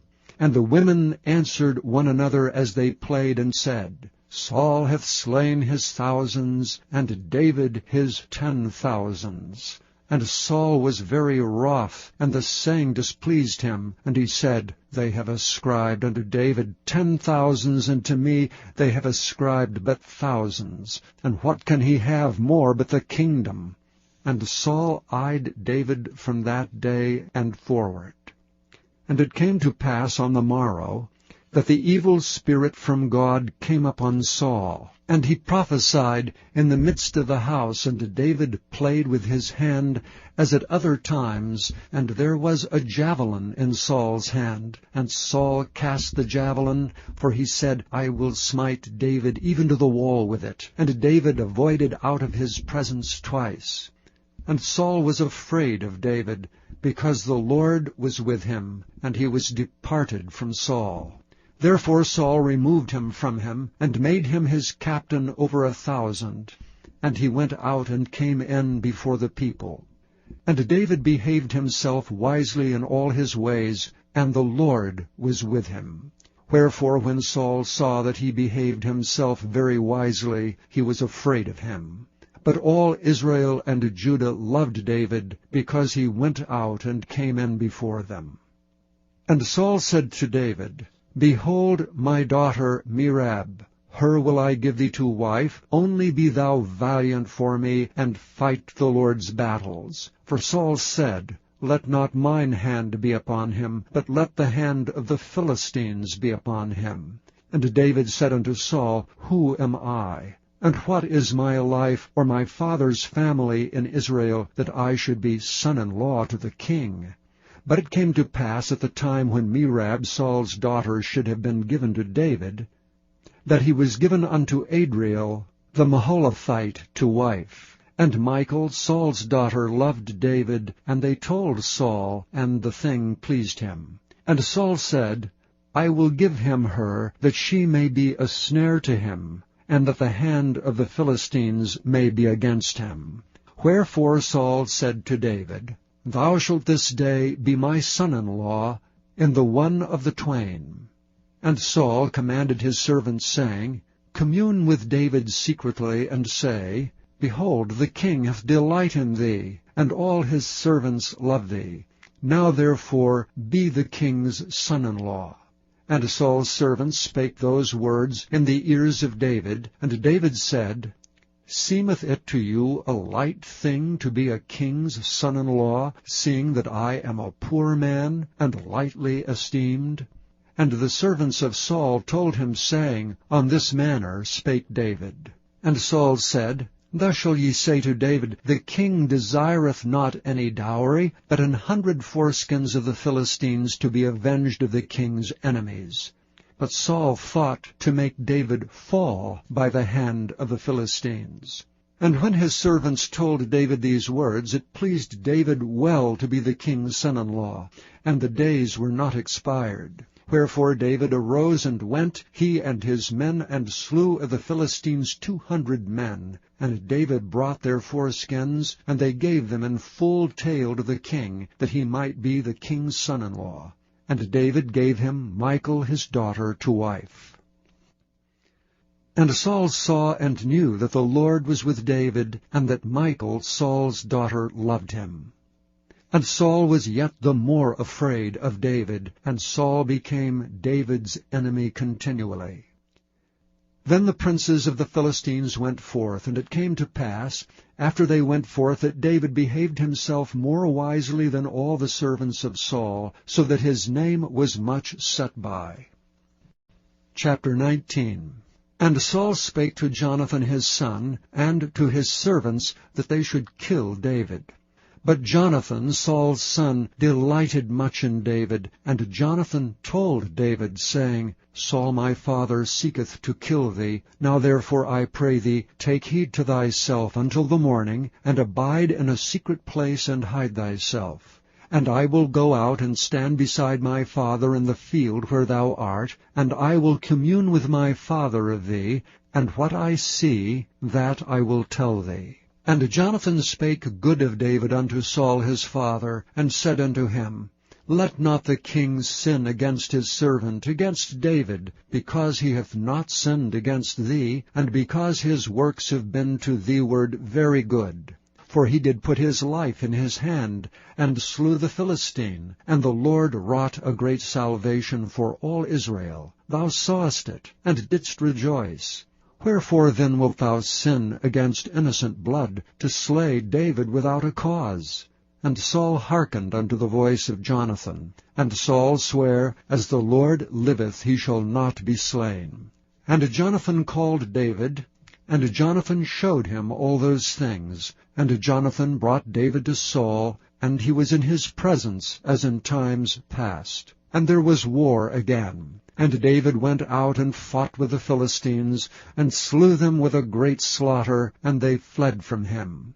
And the evil spirit from the Lord was upon Saul, as he sat in his house with his javelin in his hand, and David played with his hand. And Saul sought to smite David even to the wall with a javelin, but he slipped away out of Saul's presence, and he smote the javelin into the wall. And David fled and escaped that night. Saul also sent messengers unto David's house to watch him, and to slay him in the morning. And Michal David's wife told him, saying, If thou save not thy life tonight, tomorrow thou shalt be slain. So Michal let David down through a window, and he went and fled and escaped. And Michal took an image, and laid it in the bed, and put a pillow of goat's hair for his bolster, and covered it with a cloth. And when Saul sent messengers to take David, she said, He is sick. And Saul sent the messengers again to see David, saying, Bring him up to me in the bed, that I may slay him. And when the messengers were come in, behold, there was an image in the bed, with a pillow of goat's hair for his bolster. And Saul said unto Michal, Why hast thou deceived me so, and sent away mine enemy, that he is escaped? And Michal answered Saul, He said unto me, Let me go, why should I kill thee? So David fled and escaped, and came to Samuel to Ramah, and told him all that Saul had done to him. And he and Samuel went and dwelt in Naioth. And it was told Saul, saying, Behold, David is at Naioth in Ramah. And Saul sent messengers to take David. And when they saw the company of the prophets prophesying, and Samuel standing as appointed over them, the Spirit of God was upon the messengers of Saul, and they also prophesied. And when it was told Saul, he sent other messengers, and they prophesied likewise. And Saul sent messengers again the third time, and they prophesied also.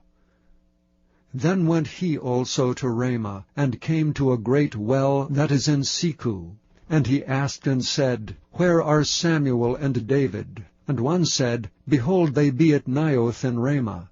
And he went thither to Naioth in Ramah, and the Spirit of God was upon him also. And he went on and prophesied until he came to Naioth in Ramah.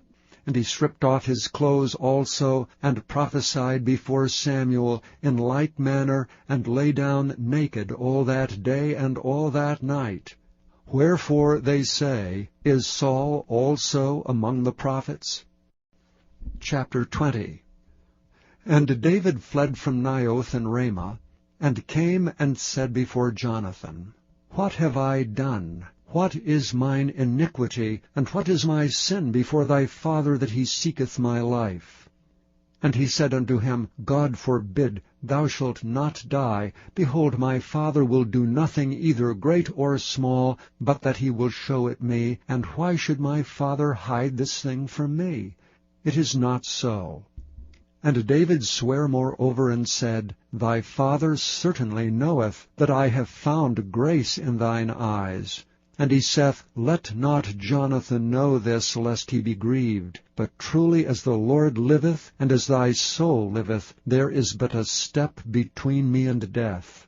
Then said Jonathan unto David, Whatsoever thy soul desireth, I will even do it for thee. And David said unto Jonathan, Behold, tomorrow is the new moon, and I should not fail to sit with the king at meat. But let me go, that I may hide myself in the field unto the third day at even. If thy father at all miss me, then say, David earnestly asked leave of me, that he might run to Bethlehem his city, for there is a yearly sacrifice there for all the family. If he say thus, It is well, thy servant shall have peace. But if he be very wroth, then be sure that evil is determined by him. Therefore thou shalt deal kindly with thy servant, for thou hast brought thy servant into a covenant of the Lord with thee. Notwithstanding, if there be in me iniquity, slay me thyself, for why shouldst thou bring me to thy father? And Jonathan said, Far be it from thee. For if I knew certainly that evil were determined by my father to come upon thee, then would I not tell it thee? Then said David to Jonathan, Who shall tell me?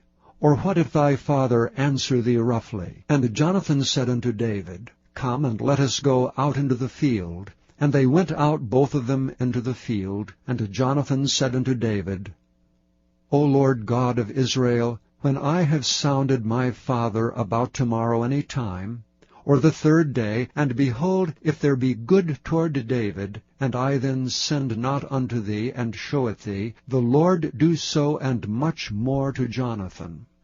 But if it please my father to do thee evil, then I will show it thee, and send thee away, that thou mayest go in peace. And the Lord be with thee, as he hath been with my father.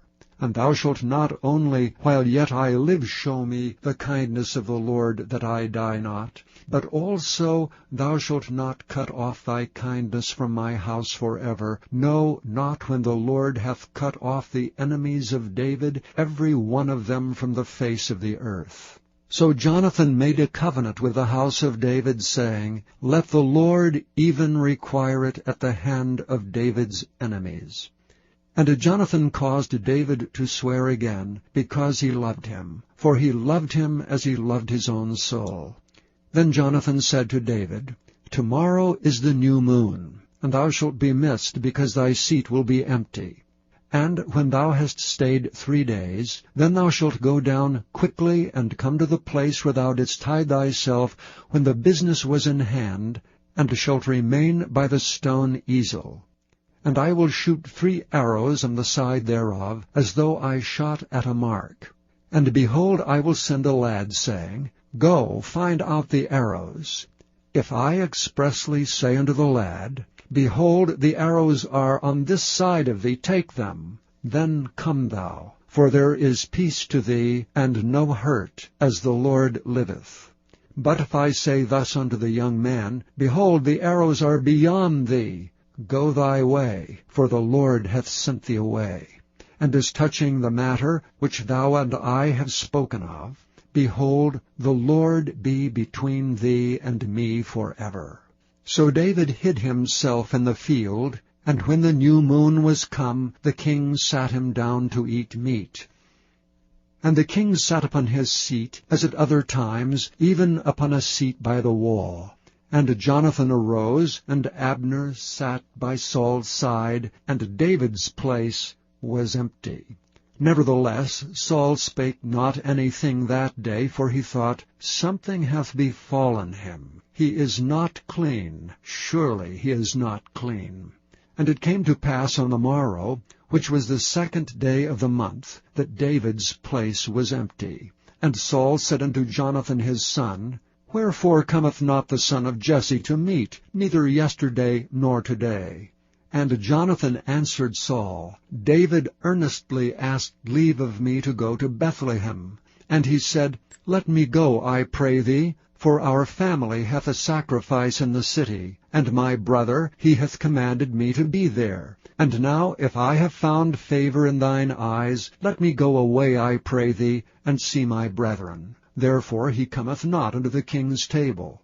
Then Saul's anger was kindled against Jonathan, and he said unto him, Thou son of the perverse rebellious woman, do not I know that thou hast chosen the son of Jesse to thine own confusion, and unto the confusion of thy mother's nakedness? For as long as the son of Jesse liveth upon the ground, thou shalt not be established, nor thy kingdom. Wherefore now send and fetch him unto me, for he shall surely die.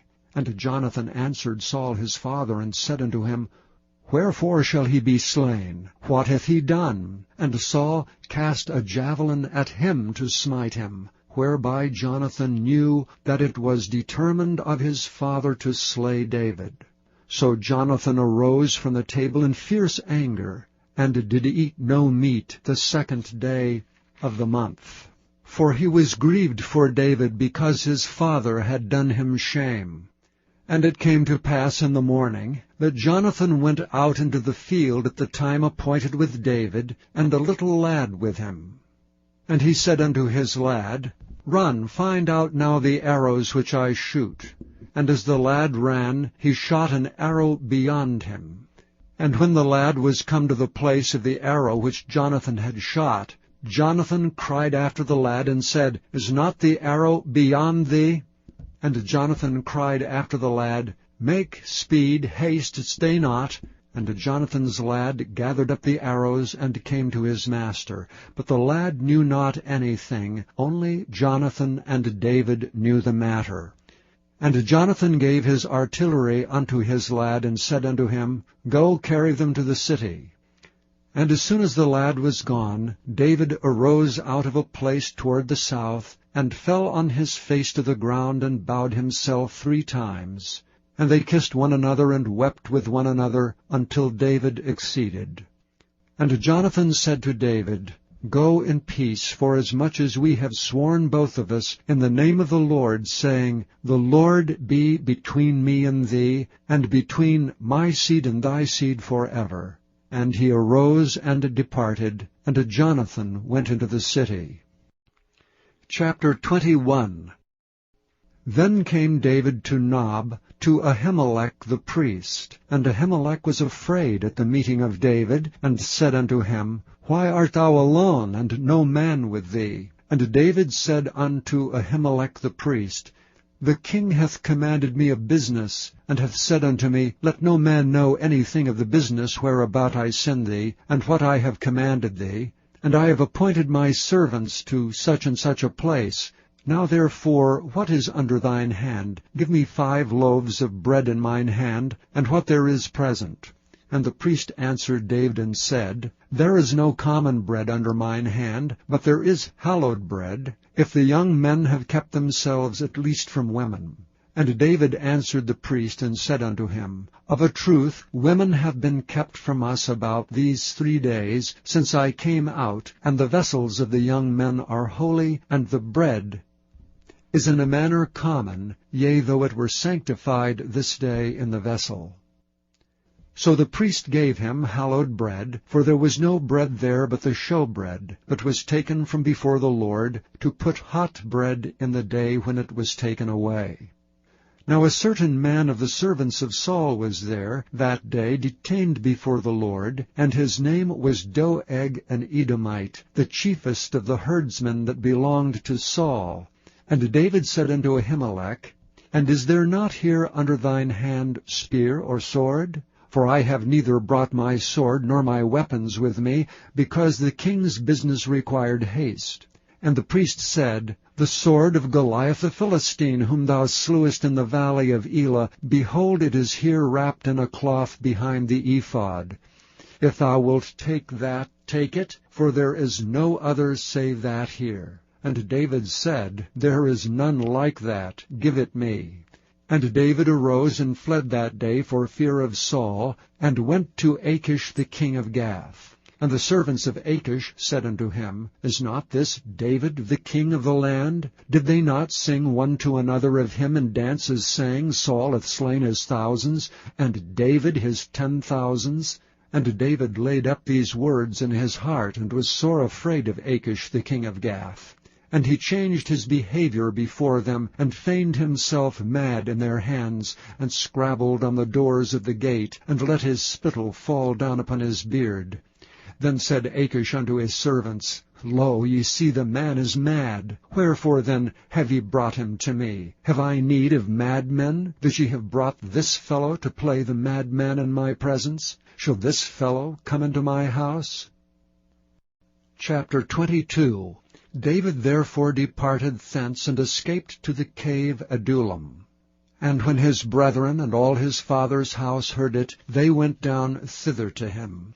And every one that was in distress, and every one that was in debt, and every one that was discontented, gathered themselves unto him, and he became a captain over them. And there were with him about 400 men. And David went thence to Mizpeh of Moab, and he said unto the king of Moab, Let my father and my mother, I pray thee, come forth and be with you, till I know what God will do for me. And he brought them before the king of Moab, and they dwelt with him all the while that David was in the hold. And the prophet Gad said unto David, Abide not in the hold, depart, and get thee into the land of Judah. Then David departed, and came into the forest of Hareth. When Saul heard that David was discovered, and the men that were with him, now Saul abode in Gibeah, under a tree in Ramah, having his spear in his hand, and all his servants were standing about him. Then Saul said unto his servants that stood about him, Hear now, ye Benjamites, will the son of Jesse give every one of you fields and vineyards, and make you all captains of thousands and captains of hundreds, that all of you have conspired against me? And there is none that showeth me that my son hath made a league with the son of Jesse? And there is none of you that is sorry for me, or showeth unto me that my son hath stirred up my servant against me to lie in wait as at this day? Then answered Doeg the Edomite, which was set over the servants of Saul, and said, I saw the son of Jesse coming to Nob, to Ahimelech the son of Ahitub. And he inquired the Lord for him, and gave him victuals, and gave him the sword of Goliath the Philistine. Then the king sent to call Ahimelech the priest, the son of Ahitub, and all his father's house, the priests that were in Nob, and they came all of them to the king. And Saul said, Hear now, thou son of Ahitub. And he answered, Here I am, my lord. And Saul said unto him, Why have ye conspired against me, thou and the son of Jesse, and that thou hast given him bread and a sword, and hast inquired of God for him, that he should rise against me to lie in wait, as at this day? Then Ahimelech answered the king and said, And who is so faithful among all thy servants as David, which is the king's son-in-law, and goeth at thy bidding, and is honorable in thine house? Did I then begin to inquire of God for him? Be it far from me.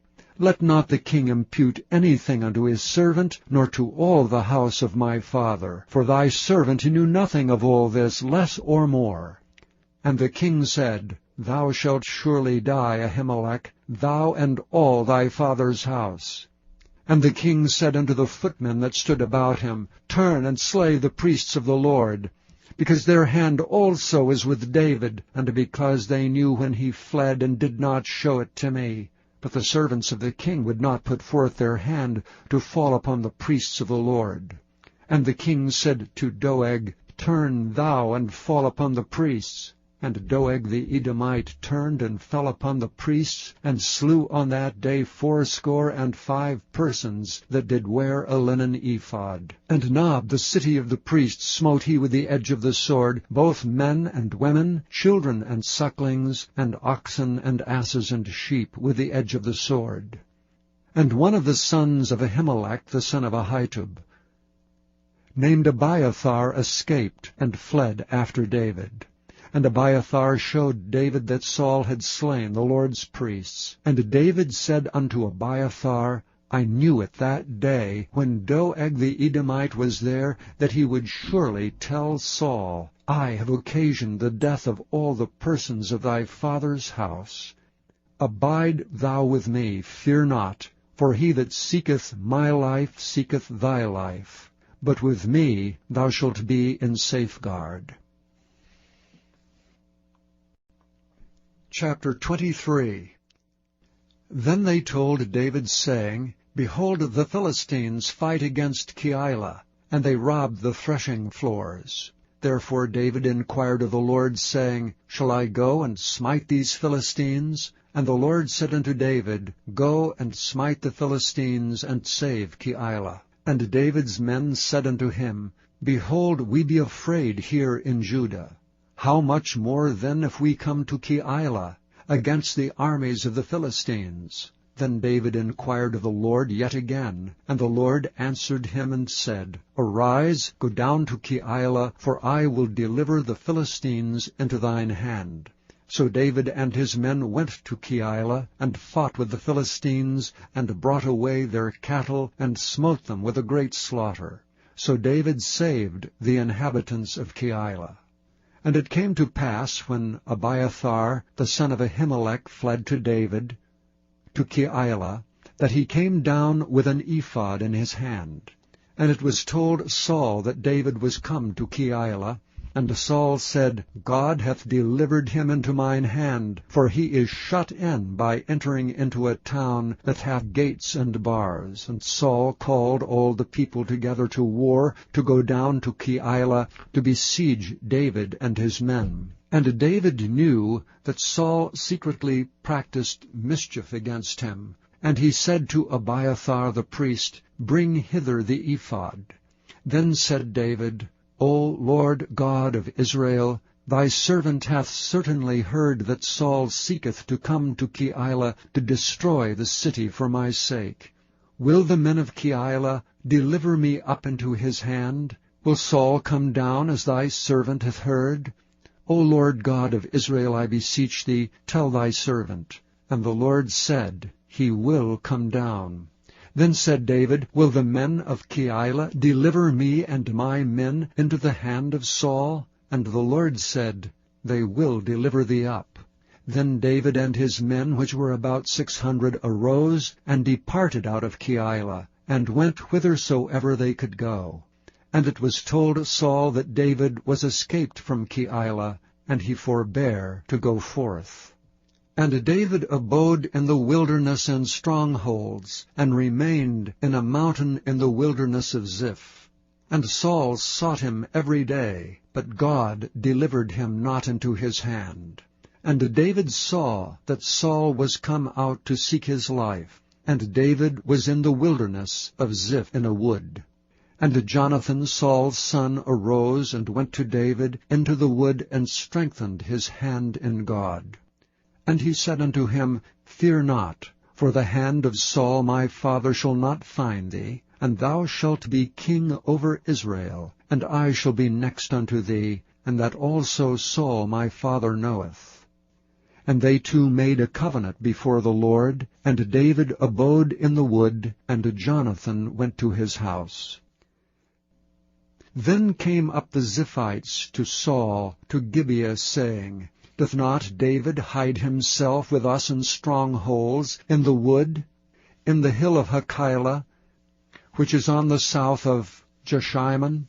Now therefore, O king, come down according to all the desire of thy soul to come down, and our part shall be to deliver him into the king's hand.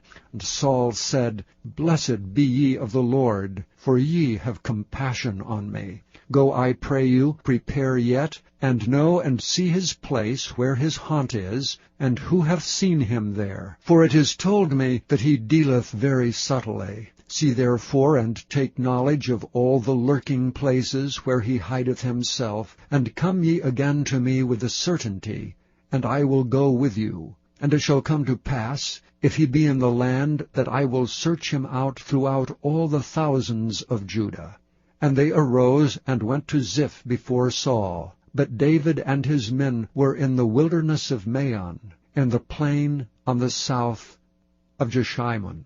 Saul also and his men went to seek him, and they told David, wherefore he came down into a rock, and abode in the wilderness of Maon. And when Saul heard that, he pursued after David in the wilderness of Maon. And Saul went on this side of the mountain, and David and his men on that side of the mountain. And David made haste to get away for fear of Saul. For Saul and his men compassed David and his men round about to take them.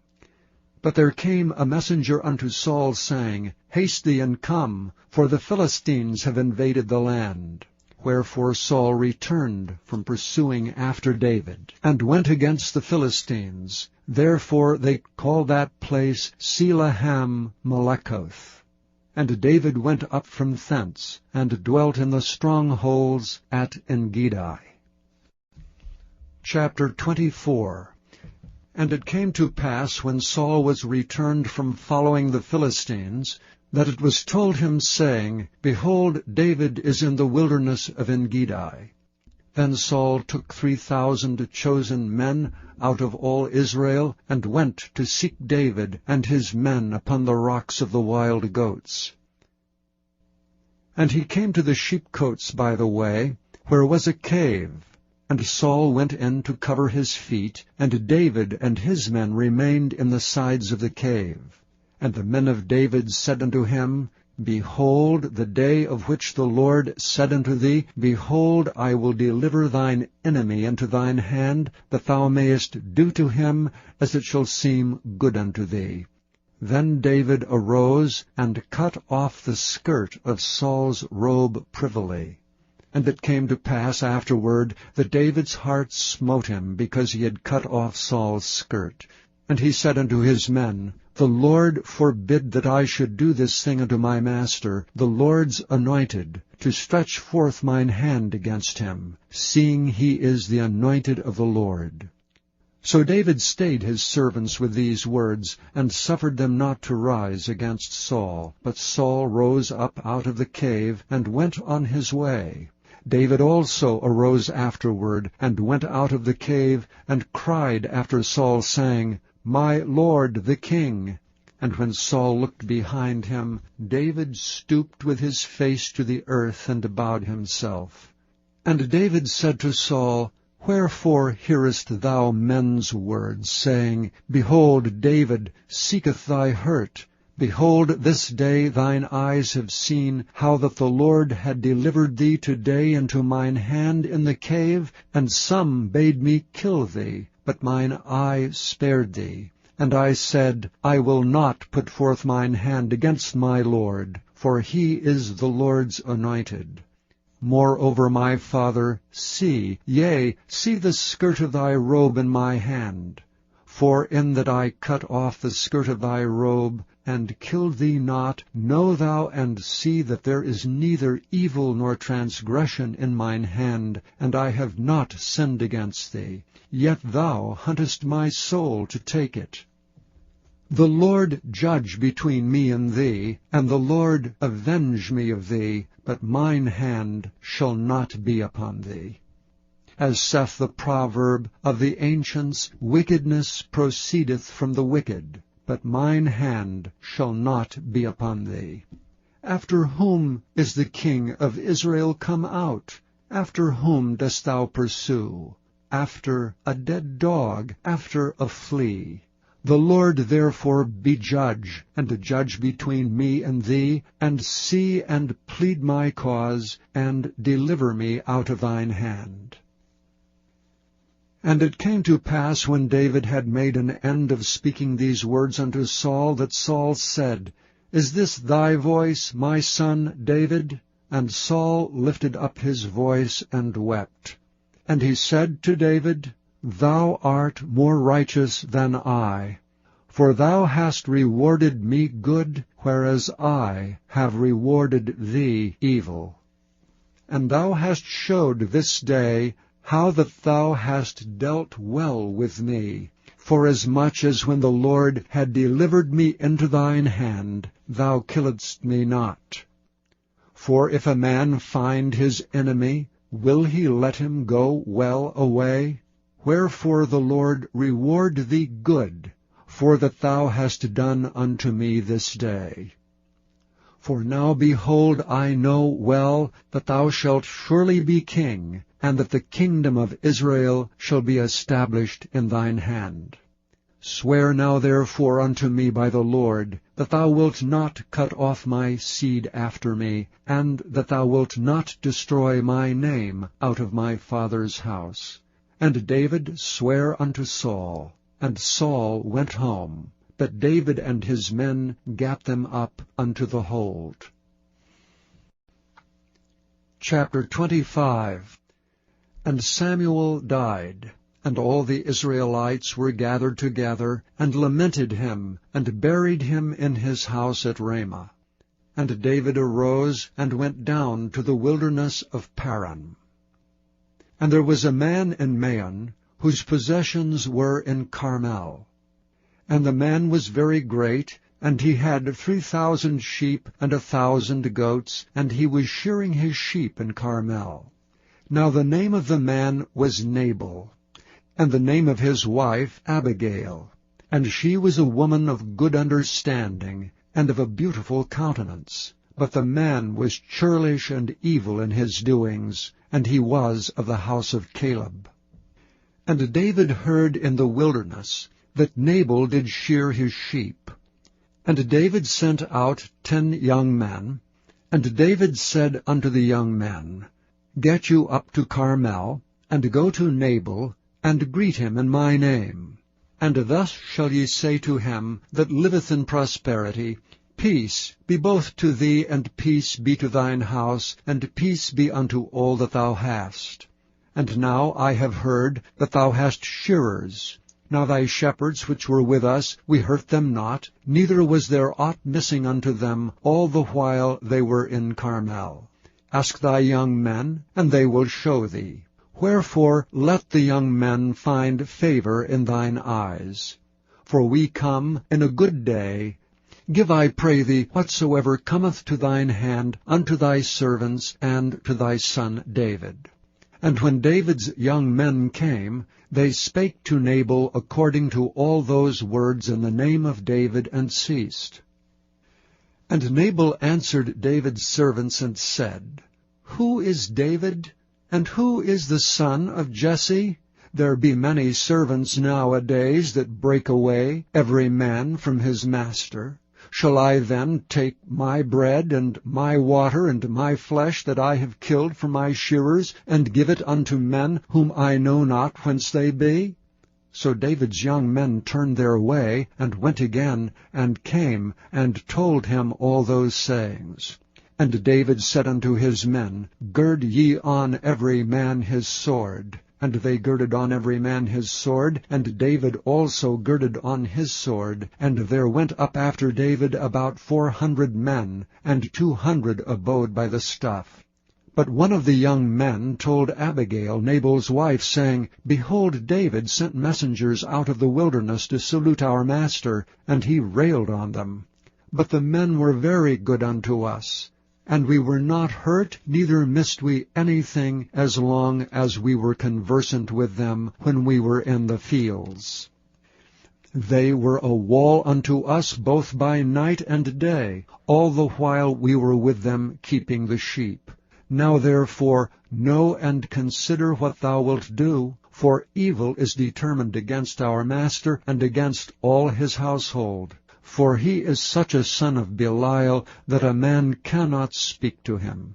Then Abigail made haste, and took 200 loaves, and 2 bottles of wine, and 5 sheep ready dressed, and 5 measures of parched corn, and 100 clusters of raisins, and 200 cakes of figs, and laid them on asses. And she said unto her servants, Go on before me, behold, I come after you. But she told not her husband Nabal. And it was so, as she rode on the ass, that she came down by the covert of the hill, and behold, David and his men came down against her, and she met them. Now David had said, Surely in vain have I kept all that this fellow hath in the wilderness, so that nothing was missed of all that pertained unto him, and he hath requited me evil for good. So and more also do God unto the enemies of David, if I leave of all that pertain to him by the morning light any that pisseth against the wall. And when Abigail saw David, she hasted and lighted off the ass, and fell before David on her face, and bowed herself to the ground, and fell at his feet, and said, Upon me, my lord, upon me let this iniquity be, and let thine handmaid, I pray thee, speak in thine audience, and hear the words of thine handmaid. Let not my lord, I pray thee, regard this man of Belial, even Nabal, for as his name is, so is he. Nabal is his name, and folly is with him. But I thine handmaid saw not the young men of my lord, whom thou didst send. Now therefore, my lord, as the Lord liveth, and as thy soul liveth, seeing the Lord hath withholden thee from coming to shed blood, and from avenging thyself with thine own hand, now let thine enemies, and they that seek evil to my lord, be as Nabal. And now this blessing which thine handmaid hath brought unto my lord, let it even be given unto the young men that follow my lord. I pray thee, forgive the trespass of thine handmaid. For the Lord will surely make my lord a sure house, because my lord fighteth the battles of the Lord, and evil hath not been found in thee all thy days. Yet a man is risen to pursue thee, and to seek thy soul. But the soul of my lord shall be bound in the bundle of life with the Lord thy God. And the souls of thine enemies, them shall he sling out, as out of the middle of a sling. And it shall come to pass, when the Lord shall have done to my lord according to all the good that he hath spoken concerning thee, and shall have appointed thee ruler over Israel, that this shall be no grief unto thee, nor offense of heart unto my lord, either that thou hast shed blood causeless, or that my lord hath avenged himself. But when the Lord shall have dealt well with my lord, then remember thine handmaid. And David said to Abigail, Blessed be the Lord God of Israel, which sent thee this day to meet me. And blessed be thy advice, and blessed be thou which hast kept me this day from coming to shed blood, and from avenging myself with mine own hand. For in very deed as the Lord God of Israel liveth, which hath kept me back from hurting thee, except thou hadst hasted and come to meet me, surely there had not been left unto Nabal by the morning light any that pisseth against the wall. So David received of her hand that which she had brought him, and said unto her, Go up in peace to thine house. See, I have hearkened to thy voice, and have accepted thy person. And Abigail came to Nabal, and behold, he held a feast in his house, like the feast of a king. And Nabal's heart was merry within him, for he was very drunken. Wherefore she told him nothing, less or more, until the morning light. But it came to pass in the morning, when the wine was gone out of Nabal, and his wife had told him these things, that his heart died within him, and he became as a stone. And it came to pass about 10 days after, that the Lord smote Nabal, that he died. And when David heard that Nabal was dead, he said, Blessed be the Lord, that hath pleaded the cause of my reproach from the hand of Nabal, and hath kept his servant from evil. For the Lord hath returned the wickedness of Nabal upon his own head. And David sent and communed with Abigail, to take her to him to wife. And when the servants of David were come to Abigail to Carmel, they spake unto her, saying, David sent us unto thee, to take thee to him to wife. And she arose, and bowed herself on her face to the earth, and said, Behold, let thine handmaid be a servant to wash the feet of the servants of my lord. And Abigail hasted, and arose, and rode upon an ass with 5 damsels of hers that went after her. And she went after the messengers of David, and became his wife. David also took Ahinoam of Jezreel, and they were also both of them his wives. But Saul had given Michal his daughter, David's wife, to Phalti the son of Laish, which was of Gallim. Chapter 26. And the Ziphites came unto Saul to Gibeah, saying, Doth not David hide himself in the hill of Hachilah, which is before Jeshimon? Then Saul arose and went down to the wilderness of Ziph, having 3,000 chosen men of Israel with him, to seek David in the wilderness of Ziph. And Saul pitched in the hill of Hachilah, which is before Jeshimon, by the way. But David abode in the wilderness. And he saw that Saul came after him into the wilderness. David therefore sent out spies, and understood that Saul was come in very deed. And David arose and came to the place where Saul had pitched. And David beheld the place where Saul lay, and Abner the son of Ner, the captain of his host. And Saul lay in the trench, and the people pitched round about him. Then answered David and said to Ahimelech the Hittite, and to Abishai, the son of Zeruiah, brother to Joab, saying, Who will go down with me to Saul to the camp? And Abishai said, I will go down with thee. So David and Abishai came to the people by night, and behold, Saul lay sleeping within the trench, and his spear stuck in the ground at his bolster. But Abner and the people lay round about him. Then said Abishai to David, God hath delivered thine enemy into thine hand this day. Now therefore let me smite him, I pray thee, with the spear, even to the earth at once, and I will not smite him the second time. And David said to Abishai, Destroy him not, for who can stretch forth his hand against the Lord's anointed and be guiltless? David said furthermore, As the Lord liveth, the Lord shall smite him, or his day shall come to die, or he shall descend into battle and perish. The Lord forbid that I should stretch forth mine hand against the Lord's anointed.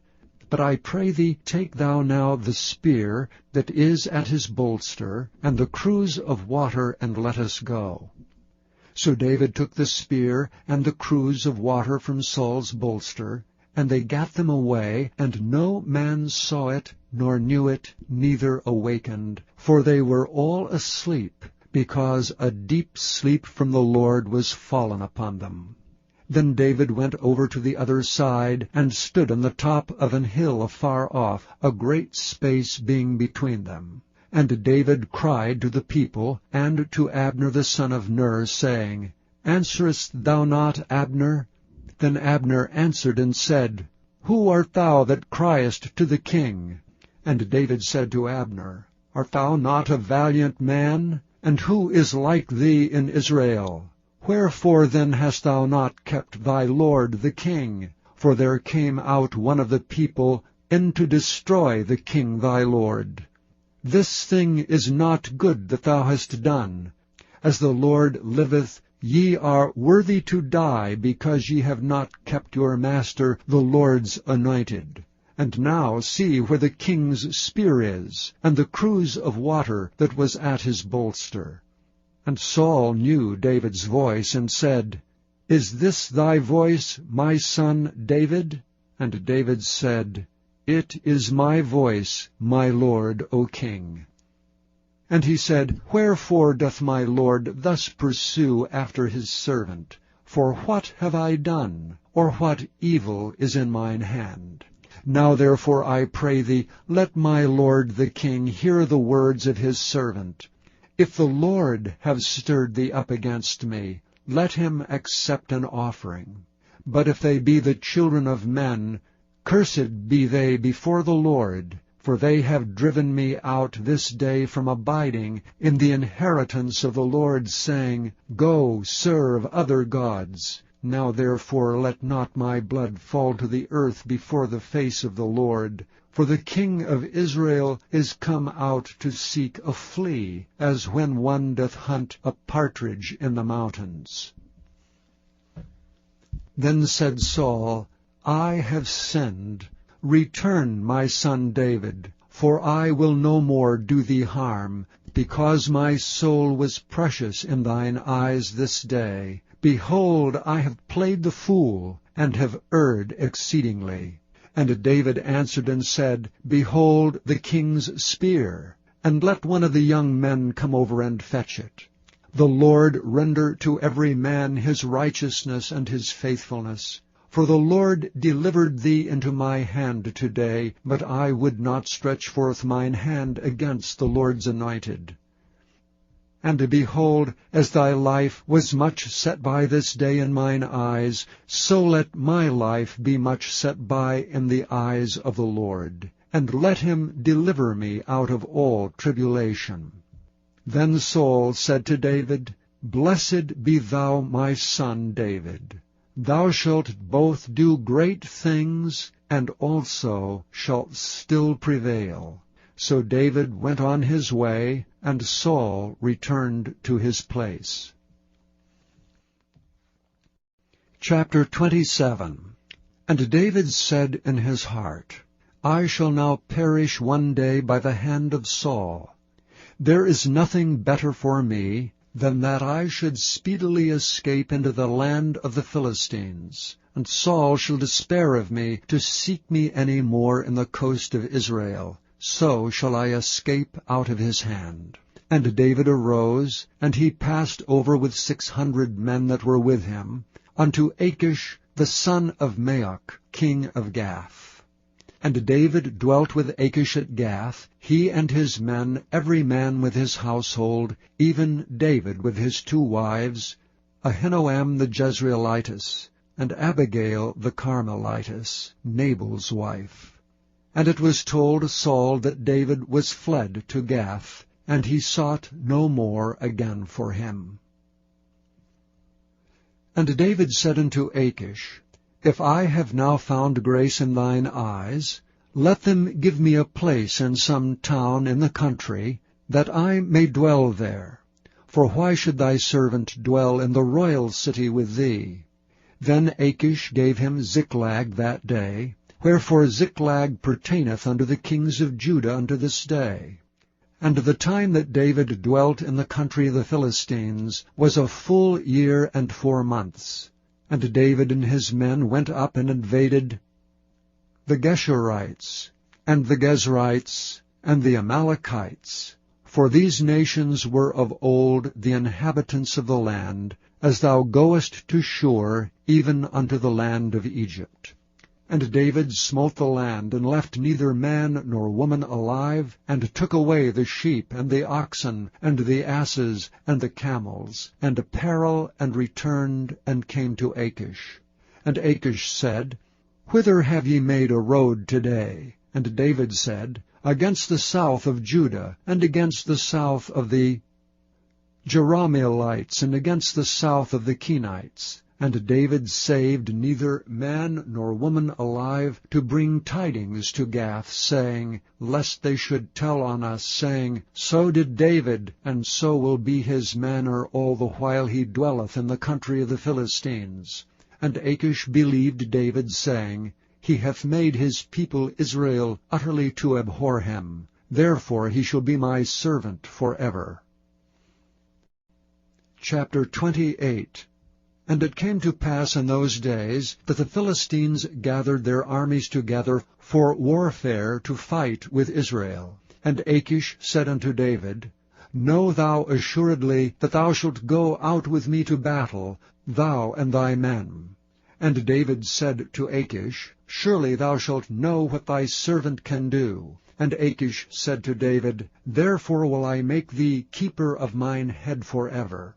Now Samuel was dead, and all Israel had lamented him, and buried him in Ramah, even in his own city. And Saul had put away those that had familiar spirits, and the wizards out of the land. And the Philistines gathered themselves together, and came and pitched in Shunem.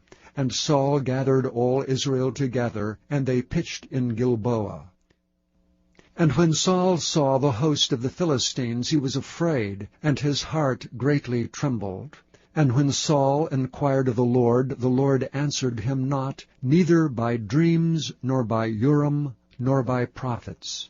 Then said Saul unto his servants, Seek me a woman that hath a familiar spirit, that I may go to her and inquire of her. And his servants said to him, Behold, there is a woman that hath a familiar spirit at Endor.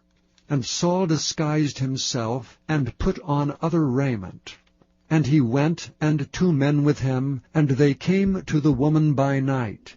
And he said, I pray thee, divine unto me by the familiar spirit, and bring me him up, whom I shall name unto thee. And the woman said unto him, Behold, thou knowest what Saul hath done, how he hath cut off those that have familiar spirits, and the wizards out of the land.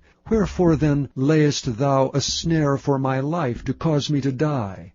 And Saul sware to her by the Lord, saying, As the Lord liveth, there shall no punishment happen to thee for this thing. Then said the woman, Whom shall I bring up unto thee? And he said, Bring me up Samuel.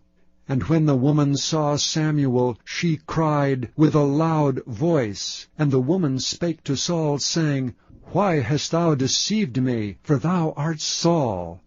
And the king said unto her, Be not afraid, for what sawest thou? And the woman said unto Saul, I saw gods ascending out of the earth. And he said unto her, What form is he of? And she said, An old man cometh up, and he is covered with a mantle. And Saul perceived that it was Samuel. And he stooped with his face to the ground, and bowed himself. And Samuel said to Saul, Why hast thou disquieted me to bring me up? And Saul answered, I am sore distressed, for the Philistines make war against me, and God is departed from me, and answereth me no more, neither by prophets, nor by dreams. Therefore I have called thee, that thou mayest make known unto me what I shall do. Then said Samuel, Wherefore then dost thou ask of me, seeing the Lord is departed from thee, and is become thine enemy? And the Lord hath done to him as he spake by me. For the Lord hath rent the kingdom out of thine hand, and given it to thy neighbor, even to David. Because thou obeyedst not the voice of the Lord, nor executedst his fierce wrath upon Amalek. Therefore hath the Lord done this thing unto thee this day. Moreover the Lord will also deliver Israel with thee into the hand of the Philistines. And tomorrow shalt thou and thy sons be with me. The Lord also shall deliver the host of Israel into the hand of the Philistines. Then Saul fell straightway all along the earth, and was sore afraid, because of the words of Samuel. And there was no strength in him, for he had eaten no bread all the day, nor all the night. And the woman came unto Saul, and saw that he was sore troubled, and said unto him, Behold, thine handmaid hath obeyed thy voice, and I have put my life in my hand, and have hearkened unto thy words, which thou speakest unto me. Now therefore I pray thee, hearken thou also unto the voice of thine handmaid, and let me set a morsel of bread before thee, and eat, that thou mayest have strength when thou goest on thy way. But he refused, and said, I will not eat. But his servants together with the woman compelled him, and he hearkened unto their voice. So he arose from the earth, and sat upon the bed. And the woman had a fat calf in the house, and she hasted and killed it, and took flour, and kneaded it, and did bake unleavened bread thereof. And she brought it before Saul, and before his servants, and they did eat. Then they rose up, and went away that night. Chapter 29. Now the Philistines gathered together all their armies to Aphek, and the Israelites pitched by a fountain which is in Jezreel. And the lords of the Philistines passed on by hundreds and by thousands, but David and his men passed on in the rearward with Achish. Then said the princes of the Philistines, What do these Hebrews here? And Achish said unto the princes of the Philistines, Is not this David the servant of Saul the king of Israel, which hath been with me these days, or these years, and I have found no fault in him, since he fell unto me unto this day? And the princes of the Philistines were wroth with him, and the princes of the Philistines said unto him, Make this fellow return, that he may go again to his place which thou hast appointed him, and let him not go down with us to battle, lest in the battle he be an adversary to us. And wherewith should he reconcile himself unto his master? Should it not be with the heads of these men? Is not this David, of whom they sang one to another in dances, saying, Saul slew his thousands, and David his 10,000s?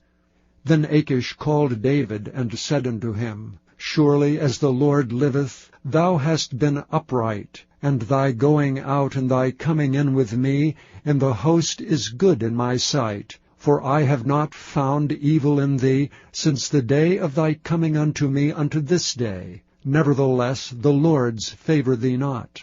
Wherefore now return, and go in peace, that thou displease not the lords of the Philistines. And David said unto Achish, But what have I done? And what hast thou found in thy servant so long as I have been with thee unto this day, that I may not go fight against the enemies of my lord the king? And Achish answered and said to David, I know that thou art good in my sight as an angel of God. Notwithstanding, the princes of the Philistines have said, He shall not go up with us to the battle. Wherefore now rise up early in the morning with thy master's servants that are come with thee, and as soon as ye be up early in the morning and have light, depart. So David and his men rose up early to depart in the morning, to return into the land of the Philistines. And the Philistines went up to Jezreel.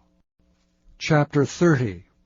And it came to pass, when David and his men were come to Ziklag, on the 3rd day, that the Amalekites had invaded the south, and Ziklag, and smitten Ziklag, and burned it with fire, and had taken away the women captives that were therein. They slew not any, either great or small, but carried them away, and went on their way. So David and his men came to the city, and behold, it was burned with fire, and their wives, and their sons, and their daughters were taken captives. Then David and the people that were with him lifted up their voice and wept, until they had no more power to weep. And David's 2 wives were taken captives, Ahinoam the Jezreelitess, and Abigail, the wife of Nabal the Carmelite. And David was greatly distressed, for the people spoke of stoning him, because the soul of all the people was grieved, every man for his sons and for his daughters. But David encouraged himself in the Lord his God.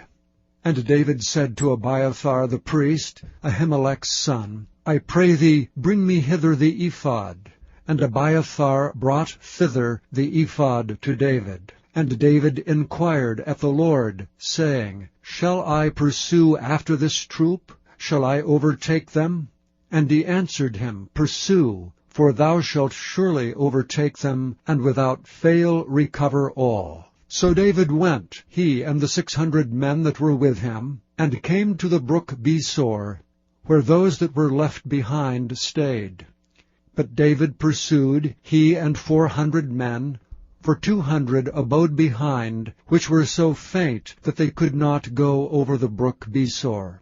And they found an Egyptian in the field, and brought him to David, and gave him bread, and he did eat, and they made him drink water, and they gave him a piece of a cake of figs, and 2 clusters of raisins. And when he had eaten, his spirit came again to him, for he had eaten no bread, nor drunk any water 3 days and 3 nights. And David said unto him, To whom belongest thou? And whence art thou? And he said, I am a young man of Egypt, servant to an Amalekite, and my master left me because 3 days agone I fell sick. We made an invasion upon the south of the Kerethites, and upon the coast which belongeth to Judah, and upon the south of Caleb, and we burned Ziklag with fire. And David said to him, Canst thou bring me down to this company?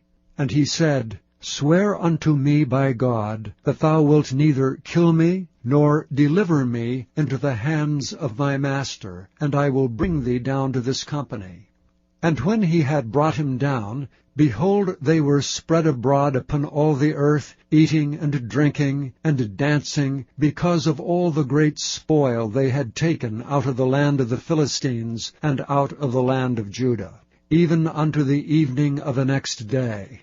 And there escaped not a man of them, save 400 young men, which rode upon camels and fled. And David recovered all that the Amalekites had carried away, and David rescued his 2 wives. And there was nothing lacking to them, neither small nor great, neither sons nor daughters, neither spoil, nor anything that they had taken to them. David recovered all. And David took all the flocks and the herds which they drave before those other cattle, and said, This is David's spoil. And David came to the 200 men, which were so faint that they could not follow David, whom they had made also to abide at the brook Besor, and they went forth to meet David, and to meet the people that were with him. And when David came near to the people, he saluted them. Then answered all the wicked men, and men of Belial, of those that went with David, and said, Because they went not with us, we will not give them aught of the spoil that we have recovered, save to every man his wife and his children, that they may lead them away and depart. Then said David, Ye shall not do so, my brethren, with that which the Lord hath given us, who hath preserved us, and delivered the company that came against us into our hand. For who will hearken unto you in this matter? But as his part is that goeth down to the battle, so shall his part be that tarrieth by the stuff. They shall part alike. And it was so from that day forward, that he made it a statute and an ordinance for Israel unto this day.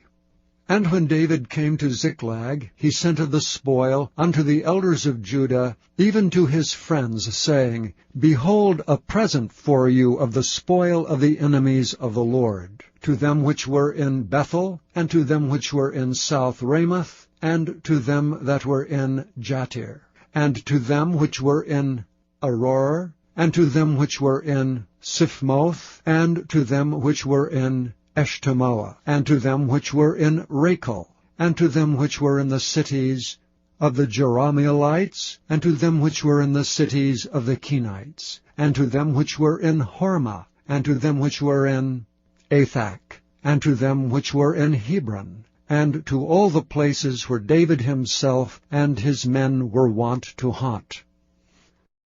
Chapter 31. Now the Philistines fought against Israel, and the men of Israel fled from before the Philistines, and fell down slain in Mount Gilboa. And the Philistines followed hard upon Saul and upon his sons. And the Philistines slew Jonathan, and Abinadab, and Malchishua, Saul's sons. And the battle went sore against Saul, and the archers hit him, and he was sore wounded of the archers. Then said Saul unto his armor-bearer, Draw thy sword, and thrust me through therewith, lest these uncircumcised come and thrust me through and abuse me. But his armor-bearer would not, for he was sore afraid. Therefore Saul took a sword and fell upon it. And when his armor-bearer saw that Saul was dead, he fell likewise upon his sword, and died with him. So Saul died, and his 3 sons, and his armor-bearer, and all his men that same day together. And when the men of Israel that were on the other side of the valley, and they that were on the other side of Jordan, saw that the men of Israel fled, and that Saul and his sons were dead, they forsook the cities and fled, and the Philistines came and dwelt in them. And it came to pass on the morrow, when the Philistines came to strip the slain, that they found Saul and his 3 sons fallen in Mount Gilboa. And they cut off his head, and stripped off his armor, and sent into the land of the Philistines round about, to publish it in the house of their idols, and among the people. And they put his armor in the house of Ashtaroth, and they fastened his body to the wall of Bethshan. And when the inhabitants of Jabesh-Gilead heard of that which the Philistines had done to Saul, all the valiant men arose, and went all night, and took the body of Saul, and the bodies of his sons from the wall of Bethshan, and came to Jabesh, and burnt them there. And they took their bones and buried them under a tree at Jabesh, and fasted 7 days.